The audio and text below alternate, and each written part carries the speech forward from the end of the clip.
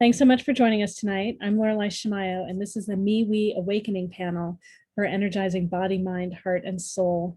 We have events throughout the Northwest and online. Tonight clearly is one of our online events. This is the MeWe Awakening panel on waking the bear for spring equinox. Spring equinox happens during the next, I think it's like 12 hours here. So I'm sure someone knows exactly the moment that it is here in the Northern Hemisphere, and it's the fall equinox actually on the Southern Hemisphere. So we're here to share about spring equinox and waking the bear and the symbolism of the bear and what this all means, and answer your questions. We'll each share about ourselves and the theme. Maybe let's all share about ourselves first for a couple of minutes, and then let's talk about the theme. So we'll do this in 2 layers, and then we'll be answering your questions. There's information in the chat if you'd like to ask a question. There's a small fee for that, and I can answer questions about that too. Let me get started pinning the interpreter and the practitioners, and then we'll have the practitioners go through and share. And maybe we'll go through the order I have here. We'll have Galactic Ashley share, and then Wyatt, Cindy, Marcia, Susy, Michelle, Thorne, and myself, just so you know what order we're going to go in. And so in the beginning there, that's Galactic Ashley, Wyatt, and Cindy. All right, let me pin everybody. And let me go find everybody. Where's Galactic Ashley? Does it help if I talk or wave? Oh yeah, okay, great. Now let me go. Oh, but I can't pin you from over there. Okay. Oh, Zoom. Zoom is just so helpful and then sometimes not helpful at all. All right, there we go. I found you. Practitioners, I may put more of you at the front here so that it's a little easier for me to find you. All right, go ahead. Okay. Hi, I am Galactic Ashley, and I channel divine guidance for star seeds, connecting them to their star families and galactic lineages. I use light language frequencies and work with your cosmic connections to facilitate high frequency healing transmissions and encoded activations. I facilitate galactic guided intensives, which are 10-week programs. And there are 4 of them each year. And this next one is called the Light Language Activation and Healing Program. And it helps metaphysical practitioners and those that are passionate about collaborating with the universe to embody purer states of consciousness, learn to engage and integrate light language's healing frequencies into aspects of your daily living, metaphysical and healing practices, so that you can more easily enter and hold highly coherent and resourceful states of being in the midst of duality and other conflicting situations that often arise during embodied life. So I hope that we can all grow courage and expand in love. You can find me at galacticashley.com. And then I just wanted to say that tomorrow there is a free donation-based event called Manifesting with Crystals that I will be doing with Wyatt from the Wildwood Hollow and Susy from Blue Lightning Healing. So thank you very much, and I'm excited to get our galactic groove on. And Lorelei, the interpreters are switching, so Dana. Oh, you're going to switch. Okay, hold on one moment. Let's get. All right, great. I think Wyatt is next. Yeah. Okay. Hi, everyone. My name is Wyatt Larson with the Wildwood Hollow. I am a shamanism practitioner and spiritual life coach. I combine the ancient and the modern modalities to be able to help you, my client, move forward or begin your path of healing. Yeah, I perform these very intricate, if I may say, spiritual healings in the shamanic way, and then I offer you integration counseling or coaching to be able to really integrate what happened for you to understand the importance of the in-depth spiritual shifts that we performed during your ceremony. I also do shamanic mediumship, in which I bring in an ancestor of yours or a loved one to be able to speak to them. You can have a physical conversation, or I even bring in Mother Earth or some other very amazing, powerful spirit for you to gain wisdom through. Yeah, I'm actually really excited for tonight, and I will leave everything for a little bit later, but the bear is so meaningful, and I'm super excited for you guys to be here. And thank you, Lorelei.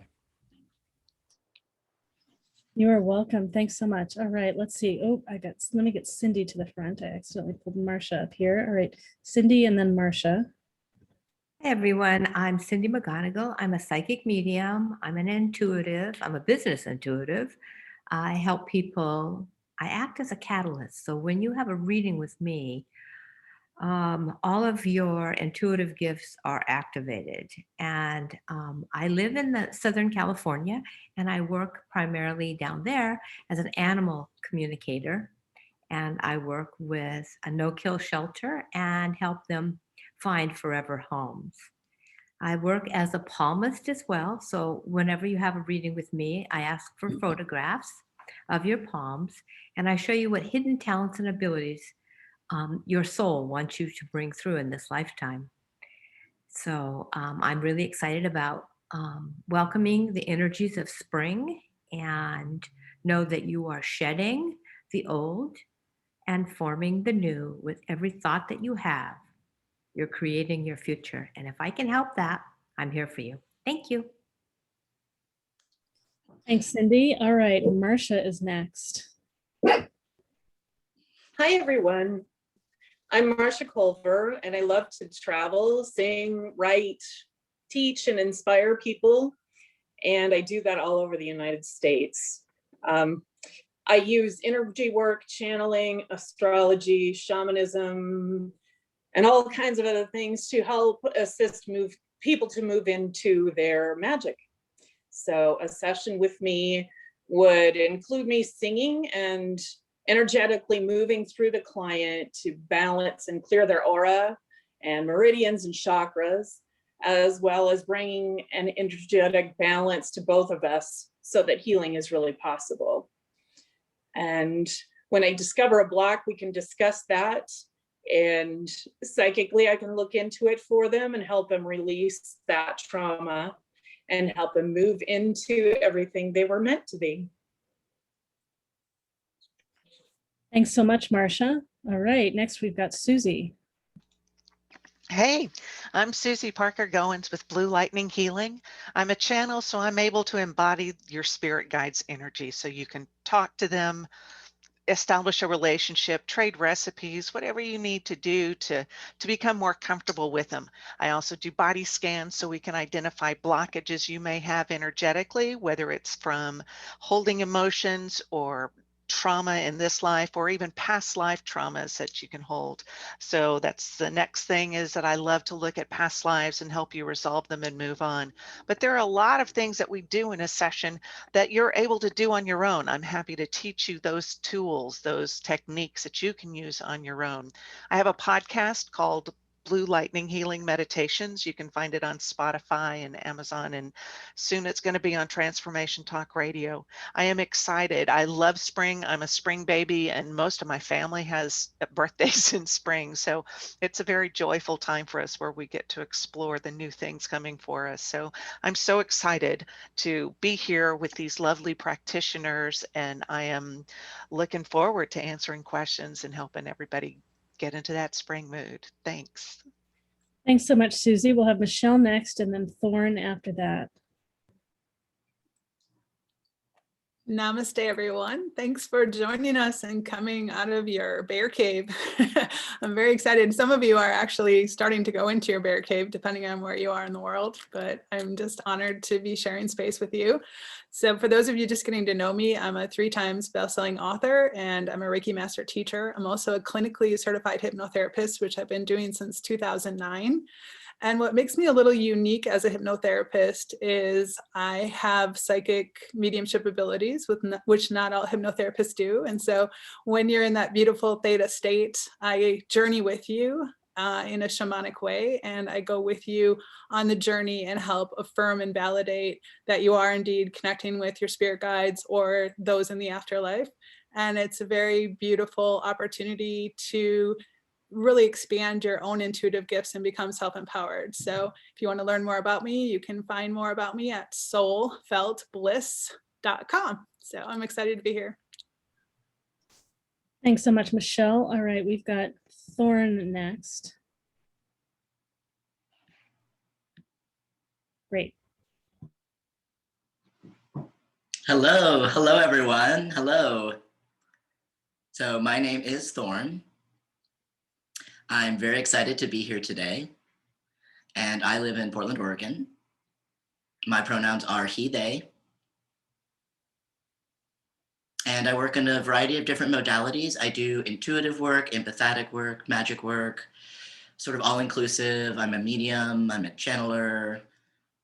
I work with a variety of different clients. I work with clients that are deaf and utilize ASL, as well as clients that are hearing and don't utilize sign language. I work with cis straight people. I work with everyone on the LGBTQA spectrum. So that's primarily my focus, is working within the queer community. But again, I work with anyone. I welcome anyone as a client. So I'm open to sharing services. We can talk about, like, my rates or sliding scale. I also do sessions for an hour and a half. And we can talk about that a little bit later. So we'll cover that more in depth. But I'm really excited to be here today.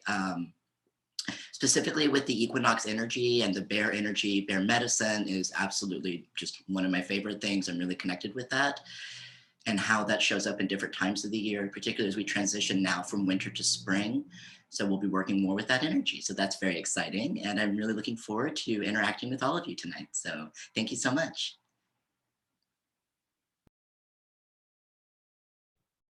Thanks so much, Thorne. All right, get myself in here now. All right, great. So I'm Laureli Shimayo, and in addition to running the event, I'm also an intuitive eye reader and a body psychology coach. I believe that we all read eyes all the time. You can imagine this for yourself. If you imagine meeting someone with dark sunglasses where you can't see their eyes, so much is missing. And as soon as you see their eyes, so much is there. I use a set of archetypes to describe what I see in your eyes, to read your soul. Eyes are a window to the soul, and I also think they're the window to our soulmates. I use this to interpret your life purpose and answer questions on things like your career path. You want to start your own business, and what are the best ways for you to start a business and run your business? I use this for helping companies hire people who are a great fit for the role, for the team and the culture. I use it to help you understand people you're in relationship with. You can show me photos of people and I can tell you about them. I can help you understand your history and do deeper healing. I can look at photos of your parents and other caregivers. And to some extent, I can even see your parents and understand who your parents were, what they were like through you. And then I can also help you choose and create relationships that would be a great fit to support you in moving forward.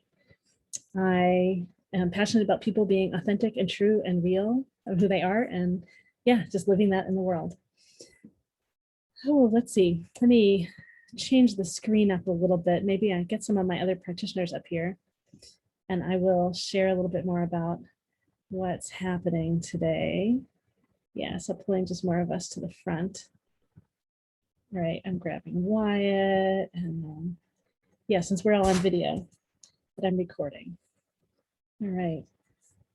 So the way the event is going to work tonight is, oh yeah, the practitioners are going to go around now and share a little bit about the theme. That's what we're going to do.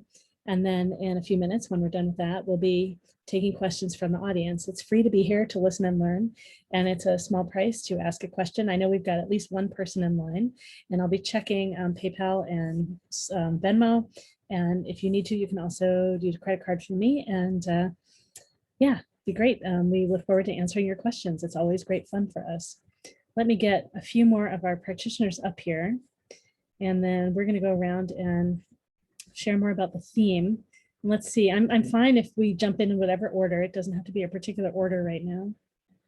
And let's see who else. I pull up to the front. Okay, well, no, that's great for getting us started. All right, so who wants to speak about waking the bear for spring equinox? Go ahead and jump in. I'll go. Okay.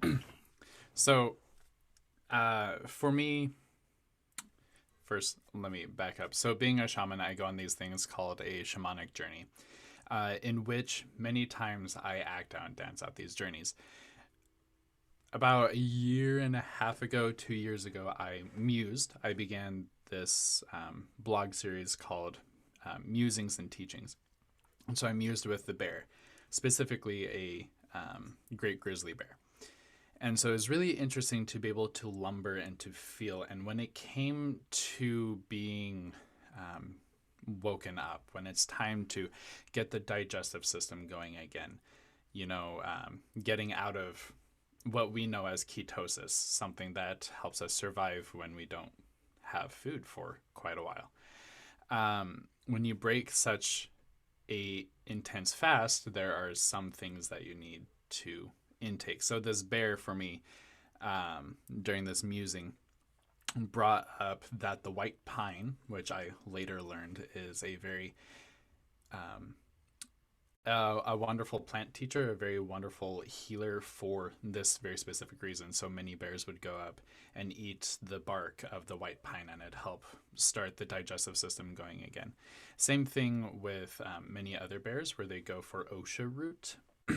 The Native Americans would muse with the bear to find this root as well, and it's very fragrant, so they would hunch down and smell all over for it.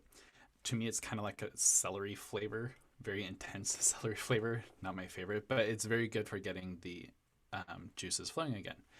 When it comes to the spirituality of that meaning, we are all in this very intense stage where we are starting to wake up as a human collective, human consciousness, not only in this cycle of the year, but in the cycle of the March of the equinoxes. We are starting to wake up. So what is this very gentle yet activating thing for us? It could be, starting a dance. It could be doing drumming, finding your own spiritual place within the heavens. It's very interesting to see where we are going to be going when we start looking at it from the perspective of nature. And this includes the great bear, who is a wonderful teacher for this. So I'm really excited about the bear and this spring equinox and what I call the quickening, when everything starts to move forward at a quicker and quicker pace. Everything starts growing and you can see the green foliage again. So anyway, yeah, I will hand the mic over now, but I'm just really excited about this. Who else wants to jump in and share anything about spring equinox and waking the bear? Well, for me, I'm a spring baby. My birthday's in April, and so I always get so very excited about the spring. It's when, growing up in Texas, it's when things quit being cold and started getting warmer. And now I'm in the Pacific Northwest, so being able to see different greens show up is it really feeds my soul. There's a big chunk of my immediate family. My kids, 2 of my kids were born in the spring. My anniversary is on the equinox most years. And then there's my husband. And then I've got my other daughter, who's waving at us in October. But it's a very active time for us to clear out things, to do, they call it spring cleaning. So you can clear out all of these things you've been lugging around with you in the months. And certainly over the past year, you're able to look at those things that you've accumulated and be ready to let go, because it's time to move forward and to clean up and to let go of these things that have been holding us back. So spring is when Mother Nature puts on her lovely green clothes and shifts into this new cycle of life. And it's just so invigorating for me. I can sit and look and see what the mountains are doing behind my house. And it's just, it seems to me to be another chance to start again, to start new projects. So you can finish something and then start with something new. You're setting your goals and moving forward. And having this panel here provide us an opportunity, a launching pad is I think great. I'm looking forward to this. Thanks. Thanks. Interpreter switching now. Hi, everybody. I'm a gardener, as you can see. So the spring energies welcome the planting of new growth, okay? And I want to welcome you to planting your soul's growth for the coming months. I want you to make those wishes manifest by taking action steps towards manifesting what it is that you really want to do. Okay? We've been thinking about where we've come from, and now it's time to become what we've been thinking about. I want you to know that it's all about the light. Every day there's more and more light. I want you to take that light into you. I want you to ground the light into the earth, merge that energy with your soul's energy and bring it out through your heart. Share that with your community. And you have to stretch yourself beyond what is your comfort zone. Let go of the bear rug, let go of the bear cave, and move forward into the light. Thank you.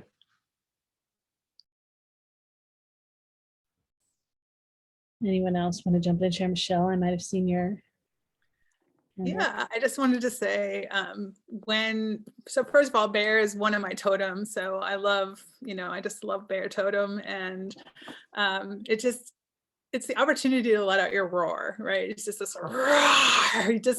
There's three things that I love about the bear totem. One is that when it's your opportunity to go within, you don't feel like a recluse. You actually feel like it's your entitlement to go within and to actually go into meditation, and with no apology. It's like, this is my time. So I love that. And I love that when the bear comes out, the bear is playful, especially the little cubs. They just know how to have fun. And that's why so many of us as a kid had a teddy bear, just because it's fun. It's a fun opportunity. Why there's dancing bears and all different totems everywhere that we look in the world. And the third thing is that bears allow us to see new heights. They love to climb. And when they climb, they can actually see things from a different vantage point, which is really awesome. And that's where the good honey is, that's where the sweetness is, and that's where the vision is. So I love this time of year. Hey, I'll say part of what's meaningful to me, like I live up here in the foothills in a log cabin. And so it's very, very real for me about the bears literally walking across the path. So part of what's meaningful, I was teaching a class, I think a couple of years ago, and I felt something kind of moving, just figured, no big deal. And I turned to the side, like, it's a bear, like walking across the driveway, like, so this really happens. And part of what I love about nature is like, everything is so beautifully timed, just like how everything works magically in our bodies. Everything is in flow and connection and communication and knows just when to go. Like the bears know just when to wake up and when there's enough food for them. And like, it's amazing. And and each year, excuse me, be quiet, please. Each year is one moment. Each year's a little different. The exact timing, and there are all these different kinds of signals. And I need to grab my dog, so someone else go.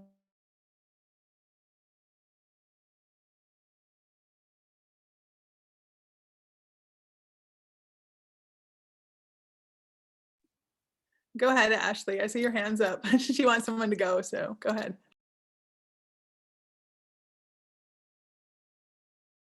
Thanks. Yeah, that would be great.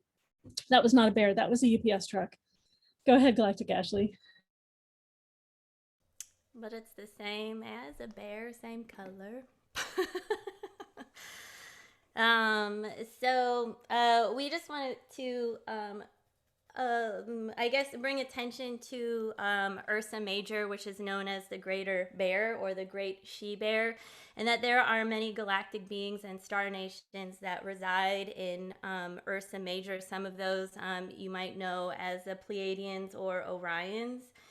And what we wish to bring about is that in many ways, the bear, as you experience her, she is not sleeping when you perceive her to be sleeping, but she is integrating. And this is what we want you to be aware of. For as many of you move forward during this time, whether it is spring for you or whether you are in another part of the world and might be coming into a different season, that some of you will be able to access other timelines and other parts of other what we would call quantum time. And this might mean that your cycles might be different than what you are experiencing externally. And so what we invite you to do is to remember that the bear can stand on all four and can also stand upright. So some of you might be wanting to go up and to receive information and to stand on 2 legs and then to come back down and to ground it into the earth.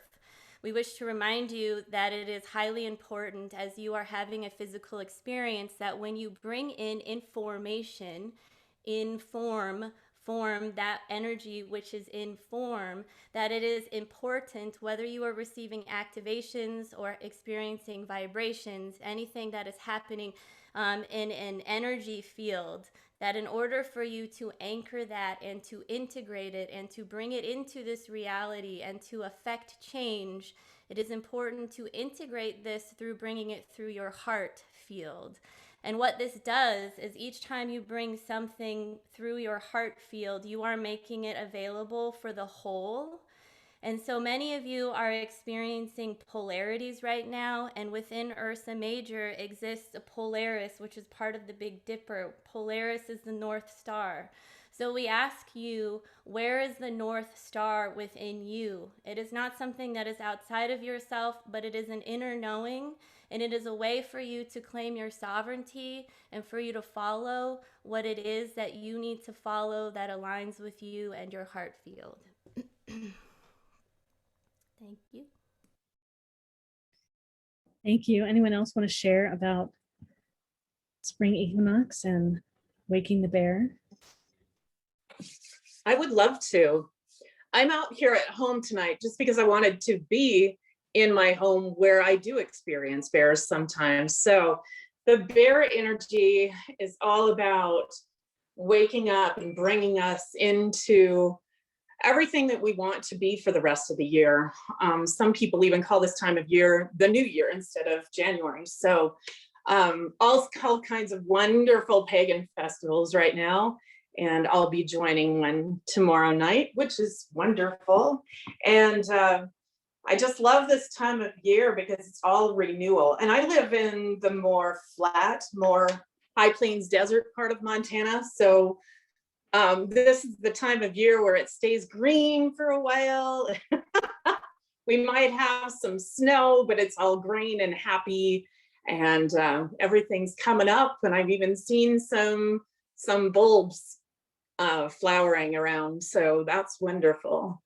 But I'm looking forward to interacting with everybody tonight and answering all the questions as well. So Great. And that thank was you. Marcia. I know you're not on screen. I wanted people to know who you are sharing. It's great. All right. Well, let's see. Anything else we want to share about spring equinox and the bear before we jump in? We've got 3 people in line right now.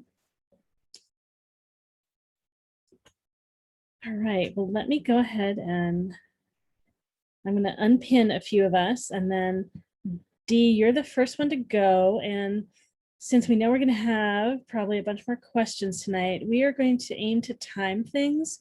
So we're going to start off with each person having about 15 minutes.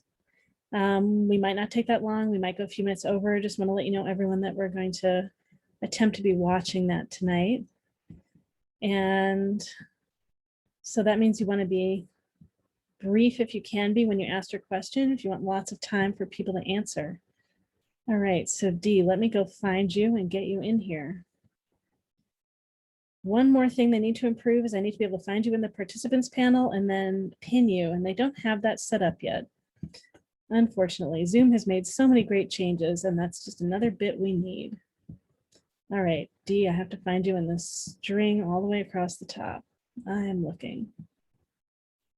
Maybe if you could unmute and start talking, you might come up to the top. That might be, oh, there we go. No, yeah.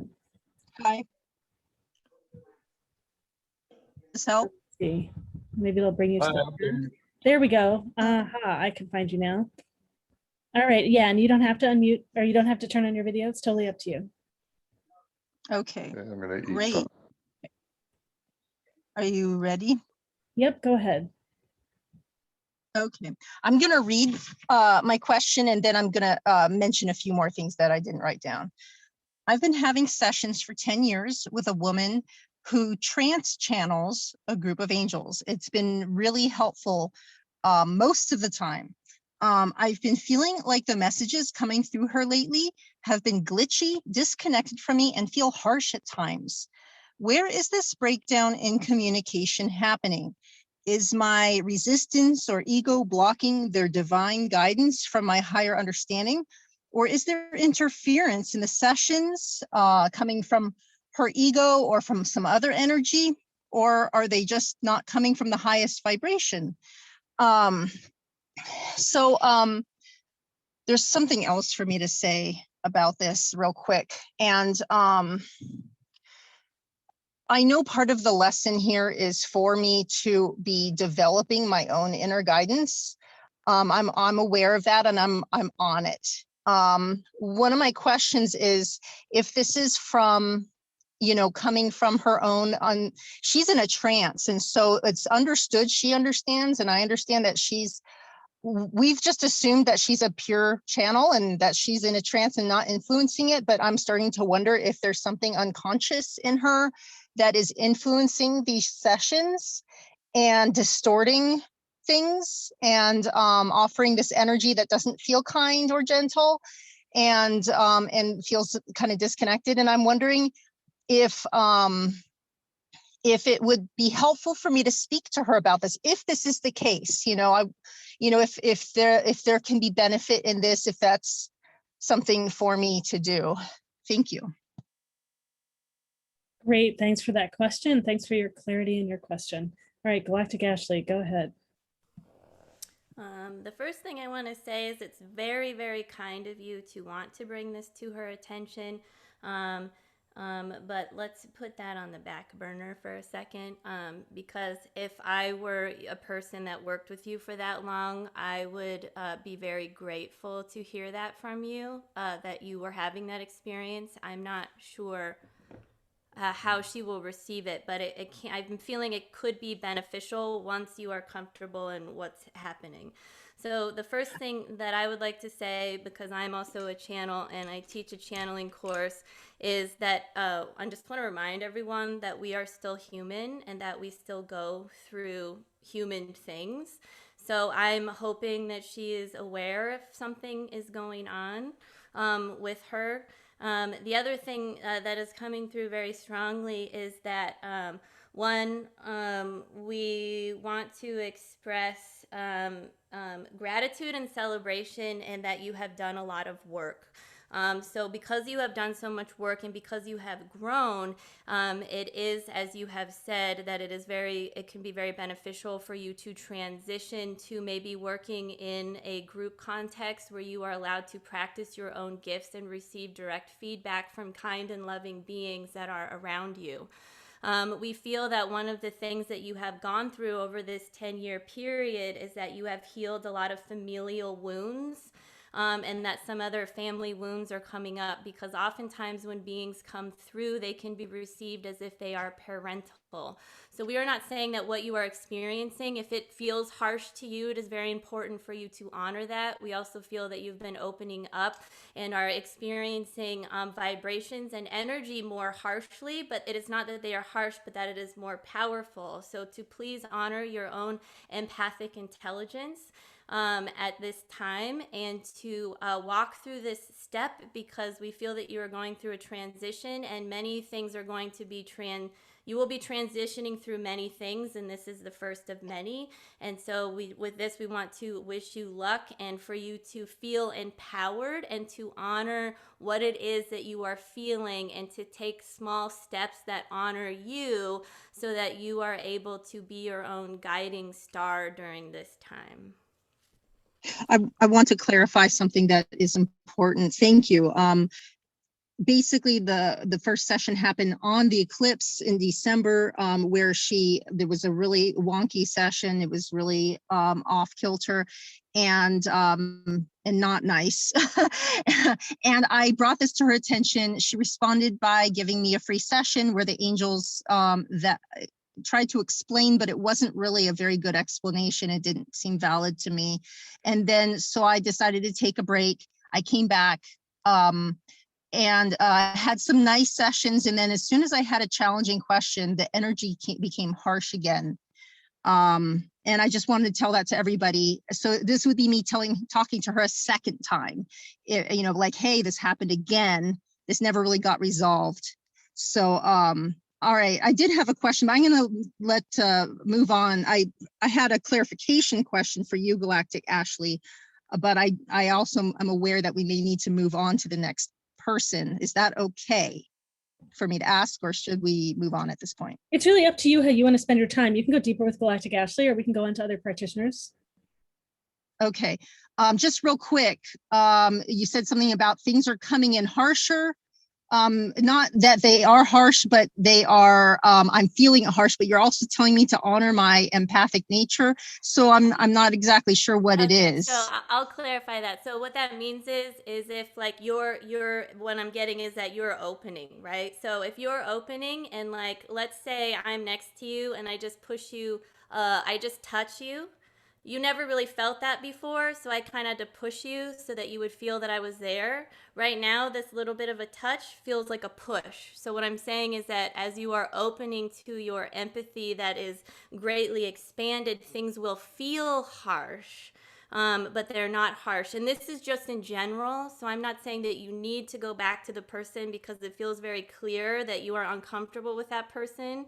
And that is okay. And you are definitely allowed to claim your sovereignty and move forward with someone else. If you've already spoken to her once, that is enough. You've done your duty. You have no control over how someone else responds to that. And I'm sorry that you're experiencing that. But I have a feeling that if you end up going into the metaphysical work, this will come back and it will be a gift for you because you will be open to hearing how other people respond to you because of your experience. So all I'm saying is that oftentimes when we shed heart layers and when we open more, the world feels harsh because we were maybe closed down more before, and there's no judgment around that. It's just the normal kind of opening process. It's like if the bear comes out after hibernation, I bet you $1 million it feels really bright until like the pupils sort of adjust. You know, I told the angels in that session, please be very gentle with me. And they said they would be gentle, and then they weren't. Okay. Have you connected directly with those angels that you are asking to come through someone else? I did in December, and I was crying in front of the mirror, and I heard the message, talk to the channel, and I did, but it's happening again.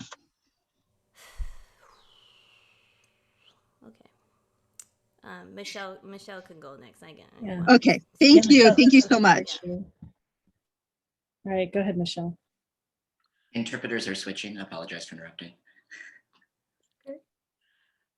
So Dee, what I'm picking up on, and I wanted to share that I personally have been in a similar situation where I was relying on someone for my answers for a while, and it was very confusing. And what I will tell you is that though I knew my own intuition was very strong, there was a past life between myself and this other person, and it feels that same way. Whether you believe in past life or not, it's recycled energy. Everything's energy scientifically. And so there's something that connects you with this person. And I would suggest that you just break that contract that you have with that person. The loyalty that the two of you share goes eons, it goes into a past life. And once that's resolved, you'll be able to feel very strongly about your own intuition. The two of you are so strong right now that the channeling and the group of energy that actually comes through her when you attempt to tap into your own intuition, it actually will speak to you as if it's your own intuition, and it's not. It feels very priestess connected. And so just sit with that and follow your truth. But I would say I support what Galactic Ashley had stated. I do believe that the reason that it's getting uncomfortable for you is it's time to move on. You're ready to do this on your own. What is priestess? What is the priestess energy you were referring to? Like that has something to do with the past life. Is it the two of you were connected in a priestess life in another lifetime? And again, this is just my interpretation. Please go with your truth. Okay, and that you're saying there is bleed through. Yes. There is. This is not pure guidance that is coming through. It's coming from her subconscious. And I believe that it has to do with some black magic, which is why it feels heavy to you. And it should. So let it Thank go. you. Not talk to her? I would cut the cords personally. Okay, thank you. You're welcome. Thanks, Michelle. I know there's a little bit I can share, and I think this applies to all kinds of situations, not only yours. In my experience, when I've been growing and I've been relying on something as I've been growing, and that may have been part of what's been supported me and helped me in my growing, I then can expect that the other person or the other, whatever context it is, will grow in the same rate as me and in the same way to meet me exactly where I am. And often it's just I've been traversing through and I've made it through some journey and it's time for me to go on to the next step. And I may be clinging back to something that was familiar and expecting something of that person, that they'll meet me in the way that I need to be met right now. And really when it's getting more challenging, often it's just a sign from the universe that it's time for me to move on to something. Right. And I'm holding myself back and I'm holding really all of us back if I'm fighting to get the person to meet me where I am now. So it's to see it as the beauty and the gift of you've moved on to something else and trusting that they're in the perfect place for them to meet whoever else is there now for them. Is it helpful for her and for other of her clients for me to bring to her attention that there's some bleed through, some distortion coming from her, that her channeling is not pure, if I could say it in a really nice way? Yeah, and I would say the biggest thing is it's not pure for you right now. It was of service to you for a while and it's not right now. And I'm sure that she's feeling something about that also. So I don't think you need to say anything. Okay. I think that the energetic message is already there. Okay. Yeah. Practitioners, anyone want to share anything else before we finish up? Yeah, indeed. Thank you so much for your really clear question. And yeah, it's a beautiful question. I think that we go through this with anything. We have this with friends, where friends are so important to us at a particular phase and we grow, and then we grow in different directions or we grow in different rates, and the friendship is not what serves us right then. And it can be really a challenge. And the big journey of that is to let that relationship, let that person go, at least for now. We don't know if it's going to reform in some new way later, some new context. And it's a big part of and the consensus. Oh, I'm sorry, I didn't mean to interrupt. I'm sorry. And the consensus is that this is not a pure message from spirit. This is her stuff leading through the session.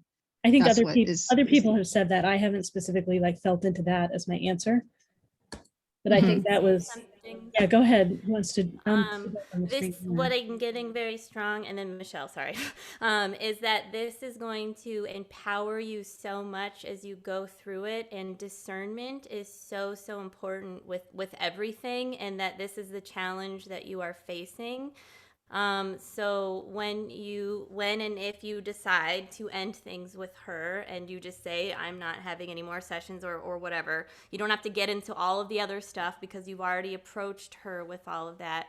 And then you sit down to work with your own guidance, you will start to discover what was true and what was not true. So it's not like everything she has ever said to you was wrong. I'm sure some of it applied and some of it didn't, but now you get to sit and be in that space, and then you will feel so empowered by understanding and finding within you what is right for you and what is not right. So I always think of there is no such thing as a capital T truth, but we each have our own capital T truth in each moment. And we can believe something today and tomorrow end up believing something completely different because we've grown through those moments. And so this is an absolutely powerful gift, even though it feels wildly uncomfortable. But whatever you do, don't blame yourself for being with her, because your energies came together because of what Michelle said with past lifetimes and things. And when you end this, it will dissolve and it will be over and you will feel powerful, and to not be afraid to step into that. You know, most of the time her stuff is right on and super helpful. It's just, when it goes, but it's because it's inconsistent. I can't trust, it's something I can't continue with. Even I'd like to continue with the good stuff, the uplifting questions and answers, but I'm not in control of that either. anyways, yes. And then Michelle had something to say. I just want to add, I just want to make sure that there wasn't anything misinterpreted. So just because in the past, in terms of past life energies, that there was black magic shared, that doesn't mean that what is happening between the two of you is toxic on her part. There's a soul contract that's happening between the two of you. And the reason that things have been inconsistent is because it's time for you to go your own separate way. This is exactly what Galactic Ashley was talking about in terms of the universe has a way of making us feel uncomfortable at certain times. And that discomfort is actually a gift. And so if you can see this inconsistency as a gift, it's going to be very helpful for you, because it is your little nudge to go it on your own so that you no longer have to rely on her for your answers.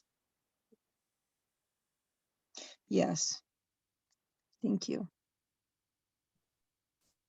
Great, thanks, Michelle. All right.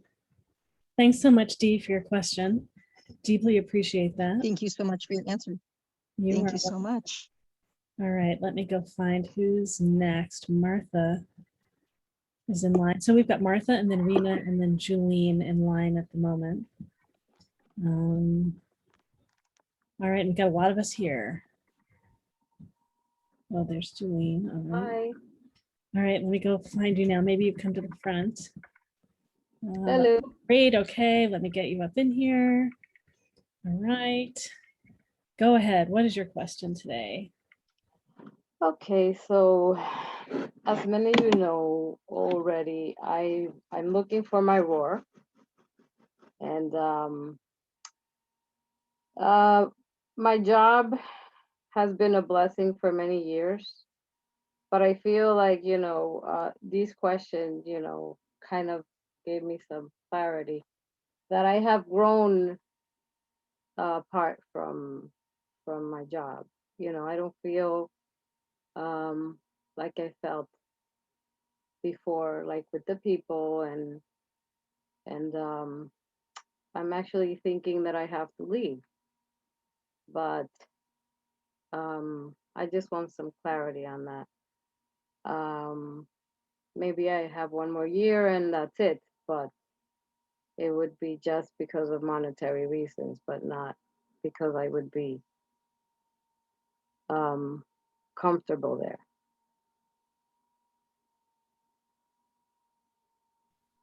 So I want to clarify you said that you've been, right, so this journey of looking for your work, your job has been a blessing for many years. These questions have given you some clarity. You're now thinking that you might need to leave. And you said something about the timing, like maybe a year, or I'm not sure I understood. Yeah. Well, the thing is, like, I know I have to leave because it doesn't resonate with me anymore, my work. But of course, I can't just get up and go because I need to make money. I have to pay bills, but I don't feel comfortable there anymore. If anybody has some clarity on that, if I go back in September, because I work as a preschool teacher, so I would get the summer off, and then I will have a time to keep on my search, my spiritual search, which I'm looking, everybody knows here, most of you, that I'm looking for my purpose, and I have outgrown my job,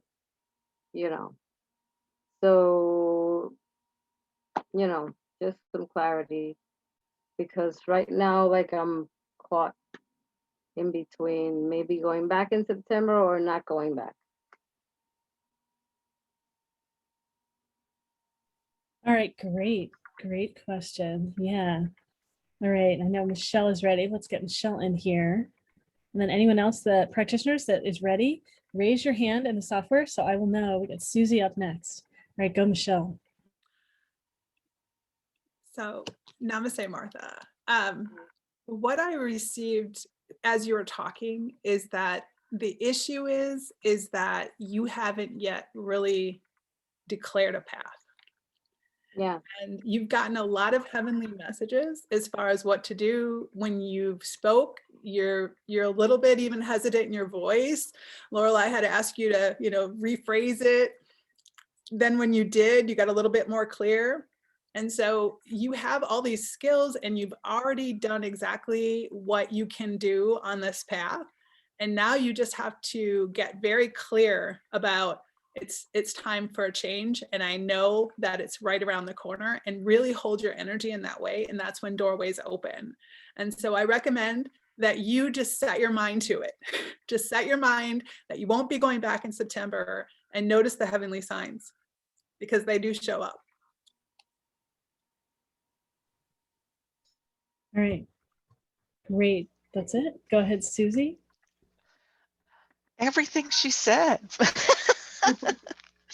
I know that you have these skills, and to be honest, to make that step from doing something in the mundane world, it's still important working with kids, but then to make that big step into the metaphysics, because you're Reiki without maybe getting the Reiki attunements, but you do work healing with your hand and trying to navigate from one level to the next level. I understand. I mean, I've been through that too. So justifying what it is you do to other people, well, first you need to justify it to yourself. So when you hold yourself in that sort of esteem and can hold yourself with that sort of healing energy that you use with others, that's a big step. What do you do? Well, I know there are some clinics that include energy healers in their practice, some of the alternative health things. So that would be something to look at. I don't think you're going to feel like you're going to jump over that chasm and just miss it or be hanging on by your fingers. The word's going to get out at how effective you are. Trusting in what you can do, and that big trust is that your guide is there with you, holding on to you and understanding that this is your job. You know your purpose. There's just that fear at the human level that, oh my gosh, I got to pay my bills. It will happen. You are very good at what you do. You need to, there is that level of learning to trust what you can do. So no, I don't see you going back in September either. I see you spending the summer doing the things so that you can get that momentum going so that you can make that leap. But Our Lady of Lourdes has got you. Thank you. You know she does. Okay. Thank you. Great. So practitioners, we're just aiming to be, share the juice and be brief enough in our answers. We've got Thorne and then Cindy, Galactic Ashley, and Wyatt. I'm going to try to get you all in. All right, go ahead, Thorne.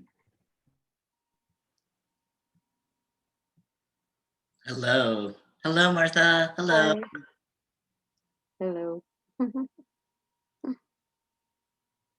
So I just wanted to acknowledge your situation right now with work and sort of feeling that sort of indecisiveness.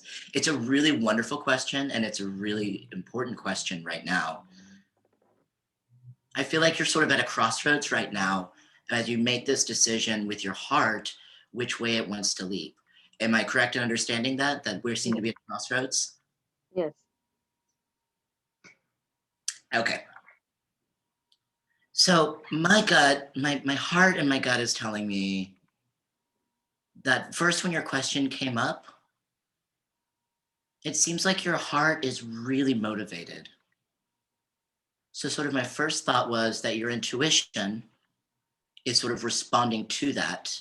And I think you sort of know the answer. I think you do know what the next step is, because I feel like your heart is being very honest with yourself. So sometimes the heart can be honest with us, but maybe the brain will try to trick us. And the heart will say, I want this. And the brain will be like, oh, no, I think you should follow this. Or you should stay with that 9-to-5 secure job and pay the bills. But the heart and the head kind of both know what they want. But sometimes the head does try to trick us a little bit. And again, just sort of taking in that energy and listening and doing that next step. I think now the time for spring with the equinox is a great time to just summon the bear magic, summon the bear medicine. Allow the bear to be both a teacher and a guide, and that will help show you how to navigate these waters and walk through the process of leaving this job.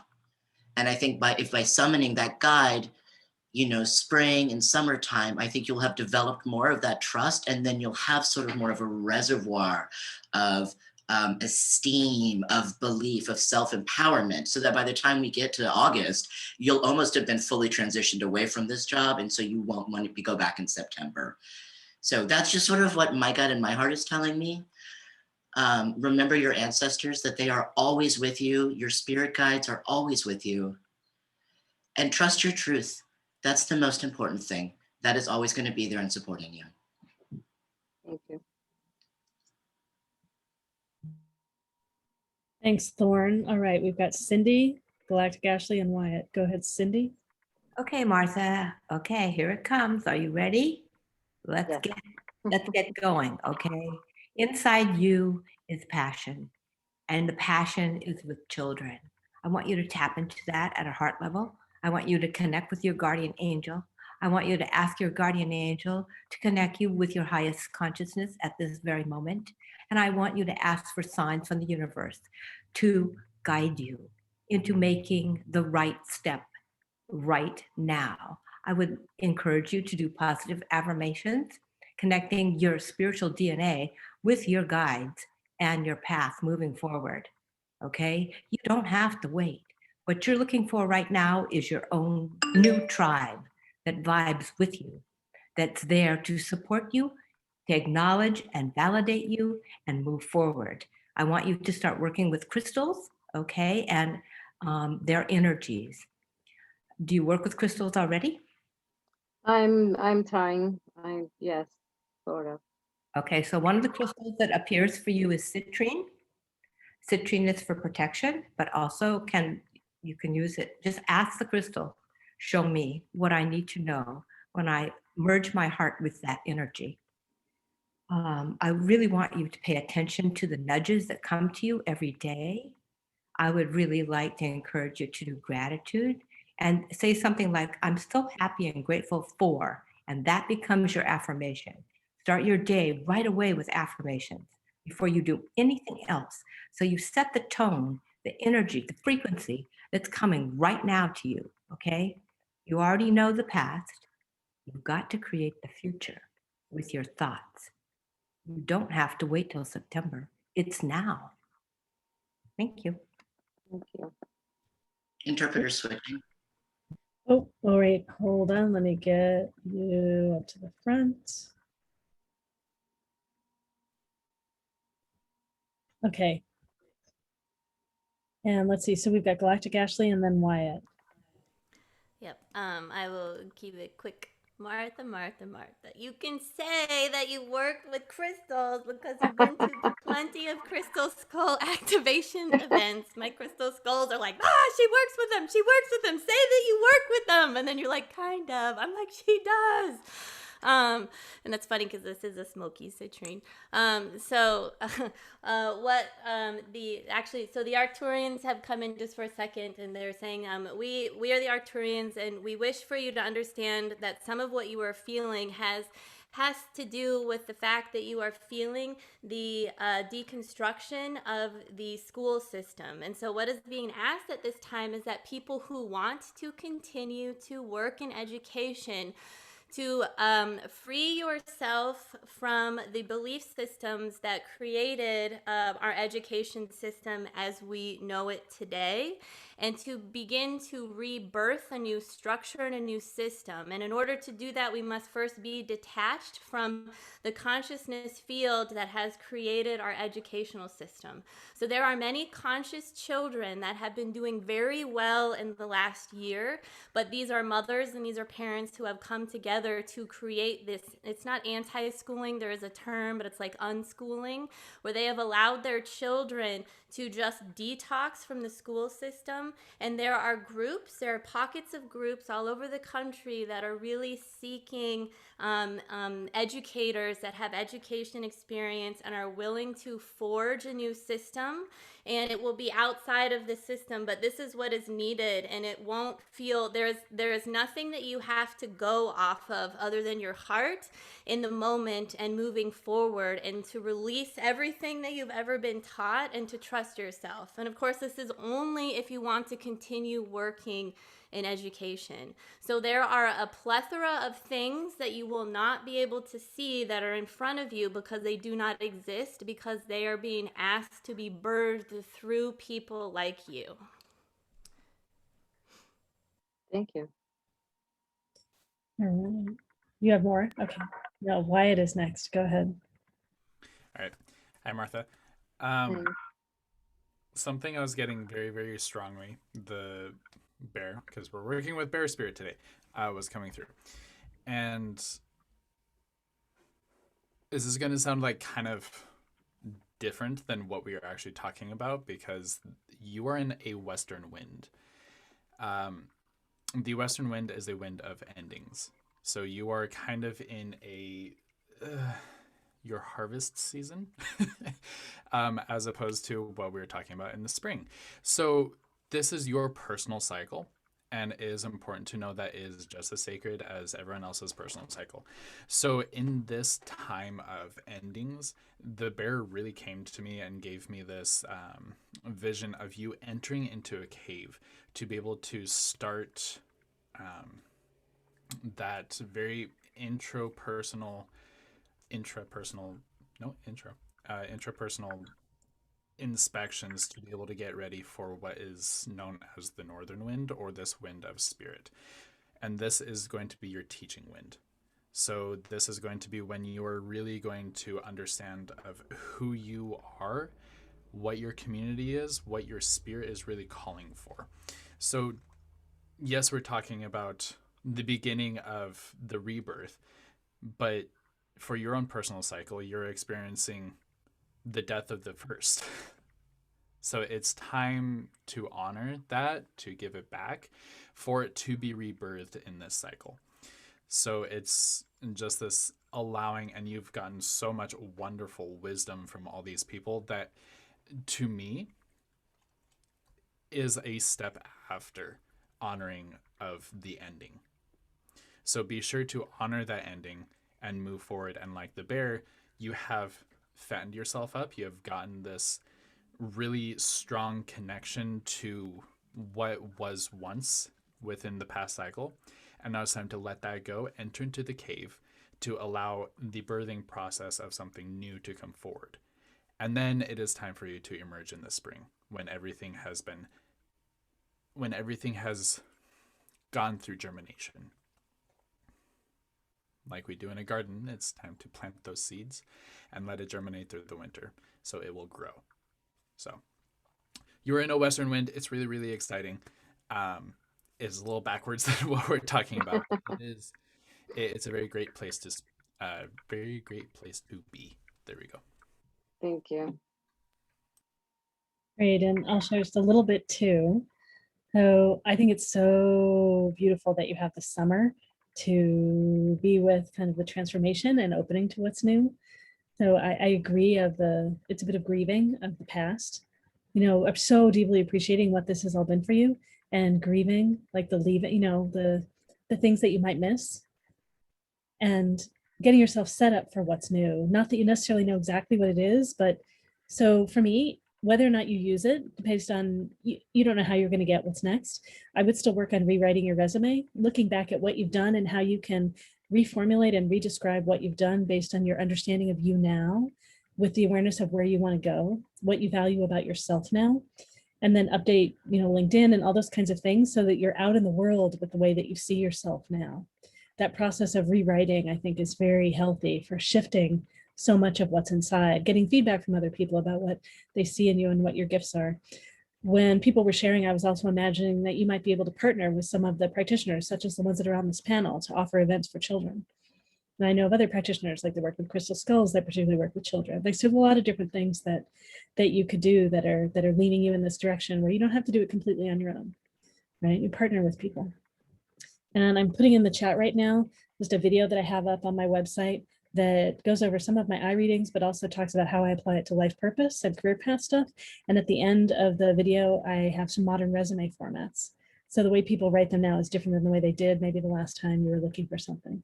And it's definitely a rethinking of who you are and who do you present yourself, who you are now in the context of where you might want to go. I think it's a great step, and all kinds of people that can help you with that too. Yeah. Thank you. Yeah, you're welcome. Yeah, so everybody watching, this is a great video at the end of it, right? Modern resume format. It's from a couple years ago, 2-3 years ago, but I think it's still super valid. Okay, thank you so much. You're welcome. Thank you all. All right, you are so welcome. All right, let's see. So Rena's going to be next. So let me get some of us unpinned and get Rena up in here. Hi, everybody. All right, let me pin you. All right, go ahead. It's so wonderful to see all of your beautiful faces. I'm so happy to be here. And it's really funny because I wasn't going to ask a question tonight. And I wasn't actually planning on being here, but I just got the invite from Laura randomly right when you guys started, and I happened to be home. I just got home, so I pinged right in. And it was about 5 or 10 minutes into this event that I realized, oh my God, I know why I'm here. So the question I have tonight is coming from a place where I realize it's really good to get insight from my fellow peer practitioners on my own journey, because we can be blinded to a lot of spaces in our own energy and, due to our own interpretations. And so Wyatt's going to love me for this one, but it has to do directly with bear. And it was last year into the fall. I was having bear come up so much for me. It first started when I took some shamanic training and we did an exercise with a partner. And my shamanic guide, who is Nephemriel, and he's a unicorn, he showed up to my partner as a bear before he shed his glamour and showed himself as a unicorn. And so that's when it started. And then I met a bear physically while I was walking by myself alone in the woods. And then I was dreaming about bears constantly. Some of the dreams that I was having with the bears were quite frightening, where I was walking through places where I remember we were barricading the windows and the doors because all of a sudden the bears were coming up and trying to claw through the doors. And then all of a sudden they were trying to claw their way up from underground, which to me is my home realm. The fairy realm is down, below the lower world. So I was just having all these dreams with bears, and my shamanic guide showing up as a bear at first, and then seeing a bear physically. And it was happening so much. And I was just looking for some insight from my fellow peers onto what, just whatever you guys can pick up from that, because that was the theme last year. Thank you. Great question. So much fun. And I just couldn't help but giggle. You said barricading, so I had to think barricading. But yeah, just that's so true. Yeah, I didn't think of that. That's funny. All right, we've got Marcia in line, and then we've got Wyatt in line. Hi, lovely. I think I may have talked to you before, but I want you to think about, this is going to be a lot different than what other shamans would say right now, but I want you to think about what bear would mean to you in the fairy world, because it's so totally, that was right away, the hit that I got right away is that it's going to be a little bit different for you than it would be traditionally in the shaman realms. So think about how much grounding you would get from that bear if you talk to him in the fairy world. Think about how much how much you could really reach and get to new heights, go to new places. And do remember that every time we have a spirit animal, when they're really intense in guiding us, they're going to show us things that scare us, and they're going to show us things that make us uncomfortable. But I would urge you to do a little exercise and go into a meditation and see what you would do when you came across that bear in a meditation, and have a conversation because I think you'll get a lot out of it. Thank you. Oops. Great, thanks so Thank much. you so much. Thanks, Martha. All right, go ahead, Wyatt, and then Thorne. Hi, Rena. So yes, I'm going to say something very different from Marcia. In your own shamanic training, have you gone through dismemberment? Yes, I did actually. And I don't remember there being any bear theme showing up in those specific exercises.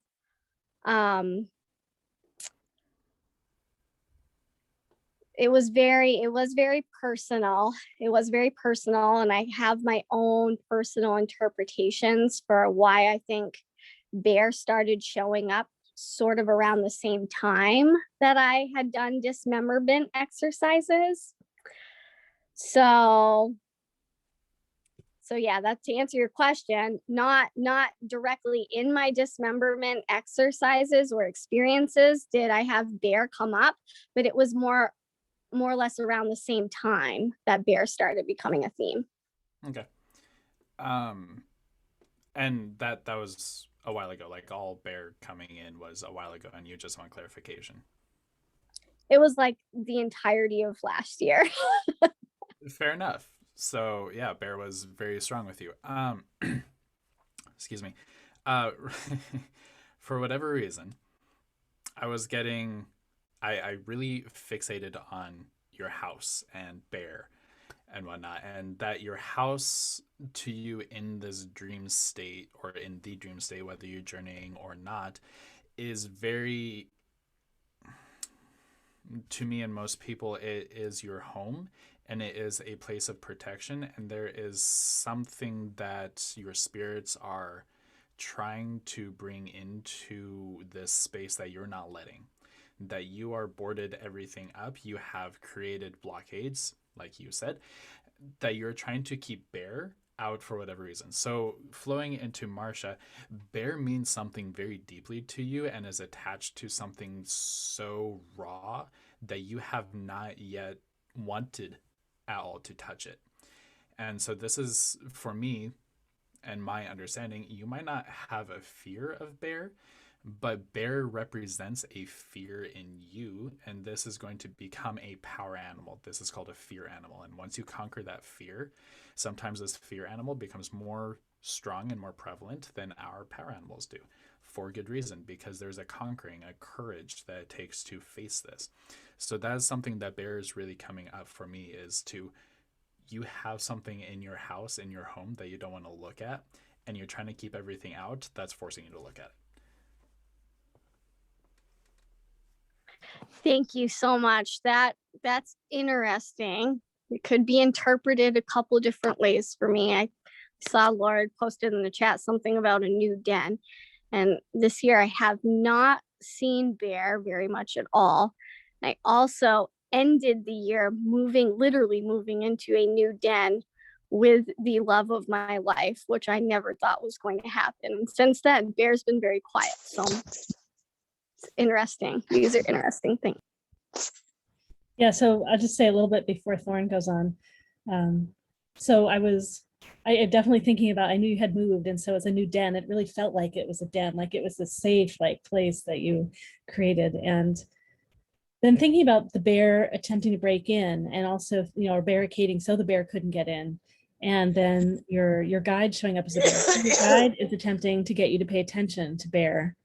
And I think that the bear represents something big, something that seems like scary or unwanted, that is here in your life that you've not wanted to look at. Like you're barricading as a way of like turning away and not looking at it. And it's so there's something for you to face that's here that you're needing to say no to, or let flow onto something else, or let change. And I think it may go to something deep, and it's touching something that you feel scared of, sad, and to let that go. And so I think it's continuing to show up until you face that, and you're laughing. I'm still wondering what that's touching. Yeah. Thank you. Thank you. All right, great. Thorn, you're on.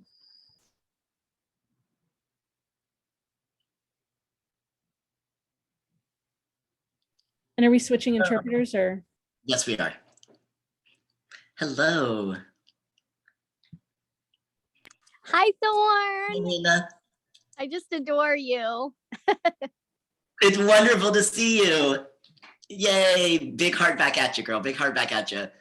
So I wanted to first just acknowledge when you were telling your story. Wow. Wow. You've had some really big, intense experiences with bear. I commend you on having the eye to be able to see these events pop up. I think that that's a way sometimes for the universe to sort of get our attention. And so I commend your eye for being able to like acknowledge when these events are happening. And so for me, I think what I'm feeling is I think there's either a connection directly to your growth between you and that animal, or there's something about this, the spirit world is trying to give you something. It's trying to help you resolve something or encourage growth or healing or learning. So that's my first initial assessment. Also, I'm wondering if maybe if you've noticed either dreams or situations maybe in real life where the colors of bears seem to appear to you, either in dream or real life. I mean, I don't know. That's kind of a tough one. I'm an earth sign, so I do generally. Yep. I'm attracted to earthy tones, but then I'm also attracted to really bright pastels too. So I'm kind of weird. I don't know. I 100%. I totally get you. Yeah, absolutely. The reason why I ask that is because every bear sort of has their own unique color, their own coat, and they all represent something different. And so with your experience in that moment, like for example, let's say if it was a white bear, like a polar bear, that has obviously a strong connection to the West, to the North, to the North Pole. And, our ancestors, and dealing with the cold, and I'm thinking caribou and reindeer and sort of all those spirit animals and things like that. So maybe that would be a message from your ancestors based on the color of the coat of the bear. The other thing is sort of like maybe if it was a grizzly per se that was showing up, right? And we think of grizzlies, they get on their hind legs and they have a very specific sort of brown fur, which is more grounded with the earth, which is rooted in the earth. It also represents boundaries as well. So we can think of the grizzly colors as boundaries. Black bears, for example, again, and you just go through all the different bears and all their different coats and colors. And so I just wanted a little food for thought for you is the next time a bear manifests in your mind or you see it, think about the color, the shape, and the size of the bear. Think about the role of the bear. Is it a mother bear, a papa bear, a baby bear? I think there's a story and an energy for you in each of those situations to be acknowledged. So yeah, that's just something I just want to encourage you to think about. Also, I'm just going on with what Wyatt was saying about fear of the bear. Yes, I completely agree with that statement. Yes, because sometimes animals will show us something that we aren't able to acknowledge right then. And so our natural response maybe is to go to a fear-based response because that's a way that our brains and our hearts can get challenged. And it's a way for us to have to go, stop, wait, recognize, oh, this is actually a period of immense growth. This is a period of me actually becoming more whole in this moment that seems to be fear-based, but it's actually not. So, and then one more, and then I will wrap up.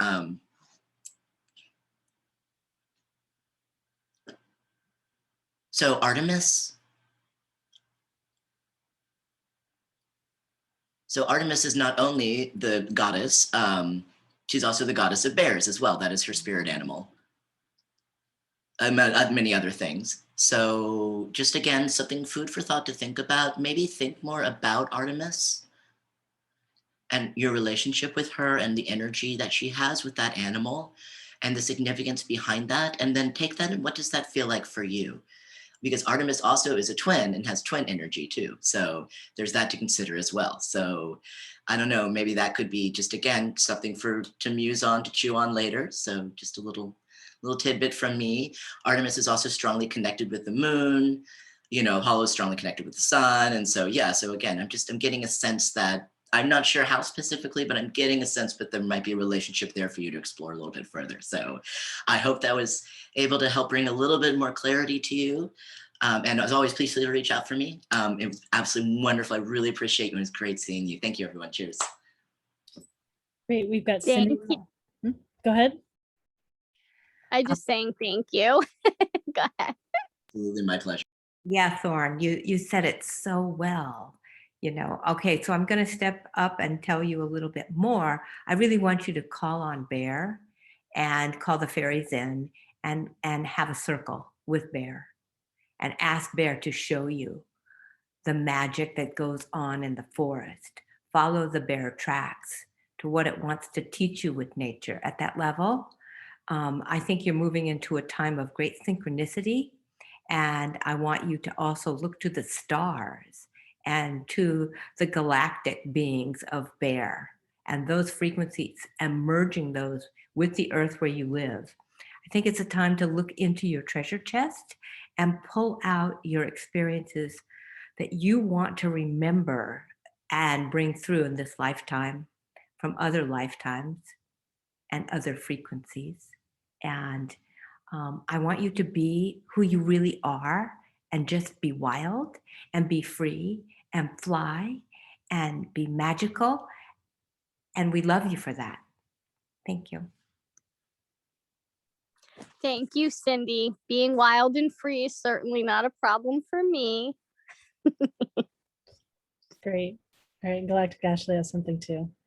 Okay, so this is really quick. This is meant to be your carrot on the stick, because sometimes when we go through challenges, it's helpful to see like, okay, like what might happen on the light at the end of the tunnel, right?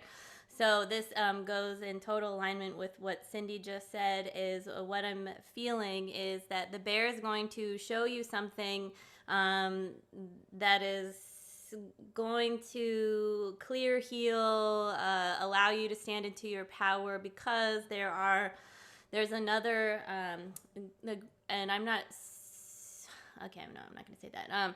There's a race of beings that have been coming through me for a little while, and they identify themselves as the Star Elven beings, the New Star Fae. And so these are part of what the Great Mother Mantis collective calls the Enlightenment Hybridization Program. And they carry a lot of very high vibrational galactic DNA merged with very high vibrational inner earth beings. And so you are someone that has a history of working with Fae, that they're wanting to come forward so you can be a voice for this new energy that wants to come forward. But Bear has something to show you that you need to be able to heal within yourself. So they're just showing you carrot on the stick. There is something for you that feels very different, but you're gonna have to like learn how to run energy a little bit differently so that your physical structure is not affected. Not negatively, but so that it's just not affected, so it becomes easier for you. It's that you're also being asked to stand in your power in a different way and accept things about yourself that are difficult to accept sometimes when we find ourselves going into not good enough or scarcity or lack of self-worth, which a lot of there's no judgment with that. But so Bear has gifts for you just in a shadowy form, but it's also gonna protect you during the process, if that makes sense. That makes a lot of sense, Galactic Ashley. That was a true nugget of wisdom. I thank you very much for that. All right, great. Anyone else have anything to share with Rena? Practitioners, anything else? All right. Well, thank you so much for your question. Lovely, beautiful for today's theme. All right. Let's see. Julene is next. Let me go find you. I've got a Jaylene. The name is I'm right changed. here. All right, let me go find you. All right, here you are. Coming up to the front. All right, go ahead. We can see you now. Okay. So I guess a little background. I'm in the healing field, and I do cranial sacral integrated with energy work and sometimes mediumship. And like in December, I was starting to get a lot more messages and even had someone visit, and I was really excited, thinking things were, gonna really open up soon and having fun with it. And then my best friend committed suicide, and it just kind of brought my whole world crashing down. And the other piece of it is I have always struggled with self-care, and I was also doing really well before this happened. And I feel like this is a cycle that I want to break. So is there any advice on how to break the cycle of abandoning myself and not, and so that I can take care of myself enough to be of service? Hey, I wanted to come on here and just be with you for a moment. Yeah. So my mom left. My mom chose to leave. So I know this personally. And you and your eyes, like you feel so much through your heart. Like, so I don't know, just say a few things. It just, when someone leaves, they often hide it from us. They try to not let others know that they're so close. And so I just wonder what it's like for you, and if you sense that she was close, and if you didn't, if part of it is you're being hard on yourself about that. She even told me that she didn't want to live anymore, but I didn't think that she meant she was going to take action. Yeah. Yeah. And you're someone that you feel so deeply, and the connection's so deep, and so to have her just go and to not be on this journey and this plane with you anymore, right? There's big ripping away. And yeah, there may have been some ways that you loved you by in the connection with her and like cycling of the energy back. And so she was a way that you loved yourself and were connected to you. And then she's not here with you to do that now. Yeah, that's what I feel like I'm missing, like she understood me better than anyone else. And I think that was part of the cycling back, that I could see that too. So in having the energy in your eyes that I'm talking about, it is about love and intimacy and deep connection. And the biggest lesson of this energy is learning to love yourself and care for yourself. I think you phrased it like not abandoning yourself. It's really being here for you. Yeah. Like I trust that her journey, her energy, right? She knew that this was the step for you to be here and to not with her and to be able to do it with you. I'm sure someone else is going to talk about how she might be here with you. And there might be some ways of connecting with her.